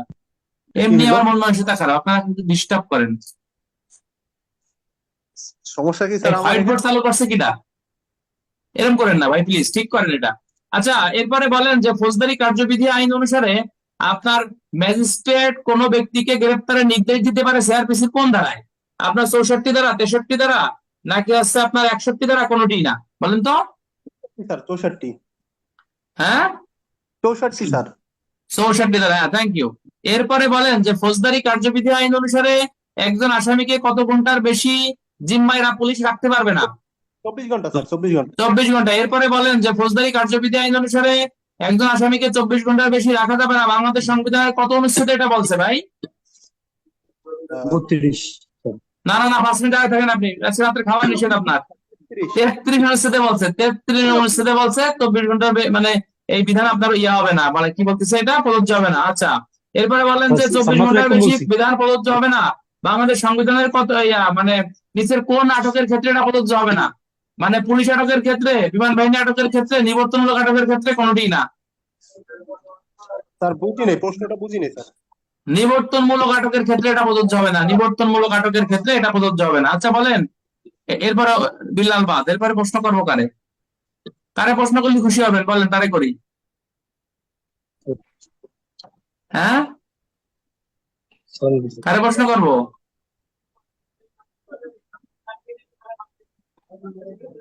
হ্যাঁ, কারে প্রশ্ন করবো বলেন? স্যার আপনি নিজেই পছন্দ করেন স্যার। নিজে আমি প্রশ্ন করবো? আচ্ছা আলামিন ভাই, আপনি বলেন নাকি যে ফৌজদারি কার্যবিধি আইন অনুসারে বলা হচ্ছে যে আপনার কোন বিদেশি নাগরিক জামিনের অযোগ্য অপরাধ করলে বাংলাদেশের কতজন ব্যক্তিকে মোস্তাকে সম্পাদন করতে হবে? 2 বছর অধিক, 3 বছর অধিক, কোনটি না? 2 বা অধিক স্যার। দেখছেন? 5 মিনিট দাঁড়ায় থাকেন। 2 বছর অধিক কোথায় পাইছে? এক বা একাধিক, মানে কোনটি না। এইভাবে প্যাচ মেরে প্রশ্ন দেবে, মানে সঠিক অপশন আপনাকে দেবে না, তখন তো ভুল হয়ে যাবে ভাই। পরীক্ষার হলটা খুবই গুরুত্বপূর্ণ। ঠিক স্যার। আচ্ছা বলেন, ফৌজদারি কার্যবিধি আইন অনুসারে, ফৌজদারি কার্যবিধি আইন অনুসারে জনসাধারণ কোনো ব্যক্তিকে গ্রেপ্তার করার পর পুলিশের নিকট সোপর্দ করলে পুলিশ ওই ব্যক্তিকে কোন ধারা মোতাবেক গ্রেপ্তার করতে পারে? 57 ধারা, 58 ধারা, আর 61 ধারা, কোনটি না? কোনটি না। কোনটি না। 54 ধারায় গ্রেপ্তার করবে। আচ্ছা 54 ধারায় গ্রেপ্তার করে নিচের কোন ধারায় ব্যবস্থা গ্রহণ করবে? 58 ধারা, 59 ধারা, 57 ধারা, কোনটি না? 57 ধারা। এরপরে বলেন, ফৌজদারি কার্যবিধি আইন অনুসারে আপনার কে কোন ব্যক্তিকে ঘোষিত অপরাধী ঘোষণা করলে তাকে পুলিশ বিনা পণে গ্রেপ্তার করতে পারে? আপনার সরকার, তারপর আছে পুলিশ অফিসার, তারপরে ক খ, কোনটি না? সরকার। সরকার, নট পুলিশ। পুলিশ কিন্তু ঘোষণা প্রকাশ করতে পারে না। আচ্ছা এবার আমাকে একটু বলেন যে ফৌজদারি কার্যবিধি আইন অনুসারে হুলিয়া কয় কপিতে ইস্যু করায়? হুলিয়া 3 কপিতে ইস্যু করায়। সমন কয় কপিতে ইস্যু করায়? সমন 2 কপি। সমন 2 কপিতে ইস্যু করায়। Thank you. এবারে অ্যাটাচমেন্ট কয় কপিতে ইস্যু করায়? Attachment 1 copy. Attachment 1 copy. Distress warrant শব্দের অর্থ কি? Distress warrant. ক্রোকি পরোয়ানা। Thank you. করো কি ভাই, এটা তো পড়াইনি, তুমি অনেক আগে পড়ছে পারছে। হ্যাঁ, আমাদের কালি ক্লাস কয়টায়? 7টা। 7টায় ইনশাআল্লাহ। হ্যাঁ, 7টা বাজার 10 মিনিট আগে লিস্ট।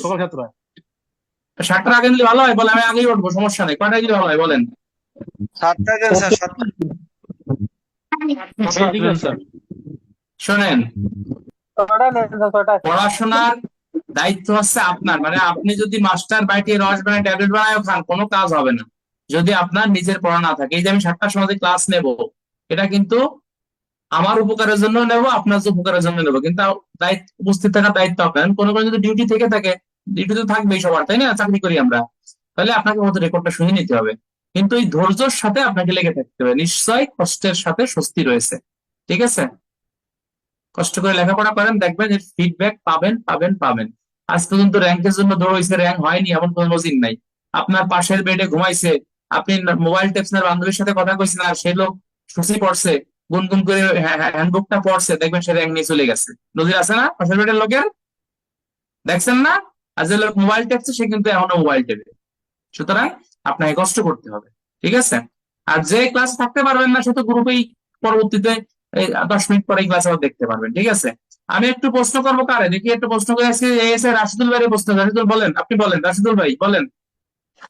লাল চিহ্ন কাটেন। আপনি বলেন যে পুলিশ রেগুলেশনের কত বিধিতে ঘোষিত অপরাধীর সংজ্ঞা আছে? পুলিশ রেগুলেশন বলেন। লাল চিহ্ন কাটেন। পারেন না? ঘোষিত অপরাধীর সংজ্ঞা আছে। এই ক্লাসে কত লোক হাজির আছে দেখছেন? বছরের প্রথমে এই লোক আছে, এটাই আমি আলহামদুলিল্লাহ খুশি, সমস্যা নাই। কিন্তু টাকা পয়সা তো আপনার কেউ দেন না, কি সমস্যা বলেন? ব্যক্তিগত কোনো সমস্যা থাকে সেটা আমারে বলবেন। থানায় চাকরি ঘোষিত করে অপরাধীর যান, সংজ্ঞা আছে স্যার 2 দিন আটক রাখে, সেই ক্ষেত্রে আপনাকে বলতেছে যে আপনার 300 কত? 42। 42। 3 থেকে 9 দিন যদি আটক রাখে 343। 9 থেকে 10 থেকে কিয়ামত পর্যন্ত অন্যায় আটক রাখে 344। এটা মনে রাখবেন, ঠিক আছে? মনে থাকবে না? আর আপনি যদি অন্যায় ভাবে কোনো ব্যক্তিকে যাচাই বাছাই ছাড়া গ্রেফতার করেন, দণ্ডবিধি 220 অপরাধী। এই যে আমি কিন্তু লেখাপড়া শুরু করছি, দেখছেন? এই যে আজকে আমি 2টা প্রশ্ন লিখছি, আত্মরক্ষার প্রশ্ন লিখছি, এটা তো আমি পারি বলে লিখছি, এটা তোমরা পরে লেখো, সমস্যা নাই। তারপরে পুলিশ অফিসার সিআরপিসি কোন কোন ক্ষেত্রে বিনা পণে গ্রেফতার করতে পারে এটা লিখছি। গতকালকে আমি লিখছি পুলিশের দায়িত্ব কর্তব্য সমন লিখছি। সুতরাং তোমরাও নিজ দায়িত্ব দায়িত্ব অল্প অল্প করে লেখা শুরু করো ভাই। মনে করবা যে র্যাঙ্ক না লাগতে পারলে আমার চাকরি থাকবে না, আপনি ঠিক আছে? অনেক টেস্ট আসবে। এই যে আমি খাতা গেছি, এই যে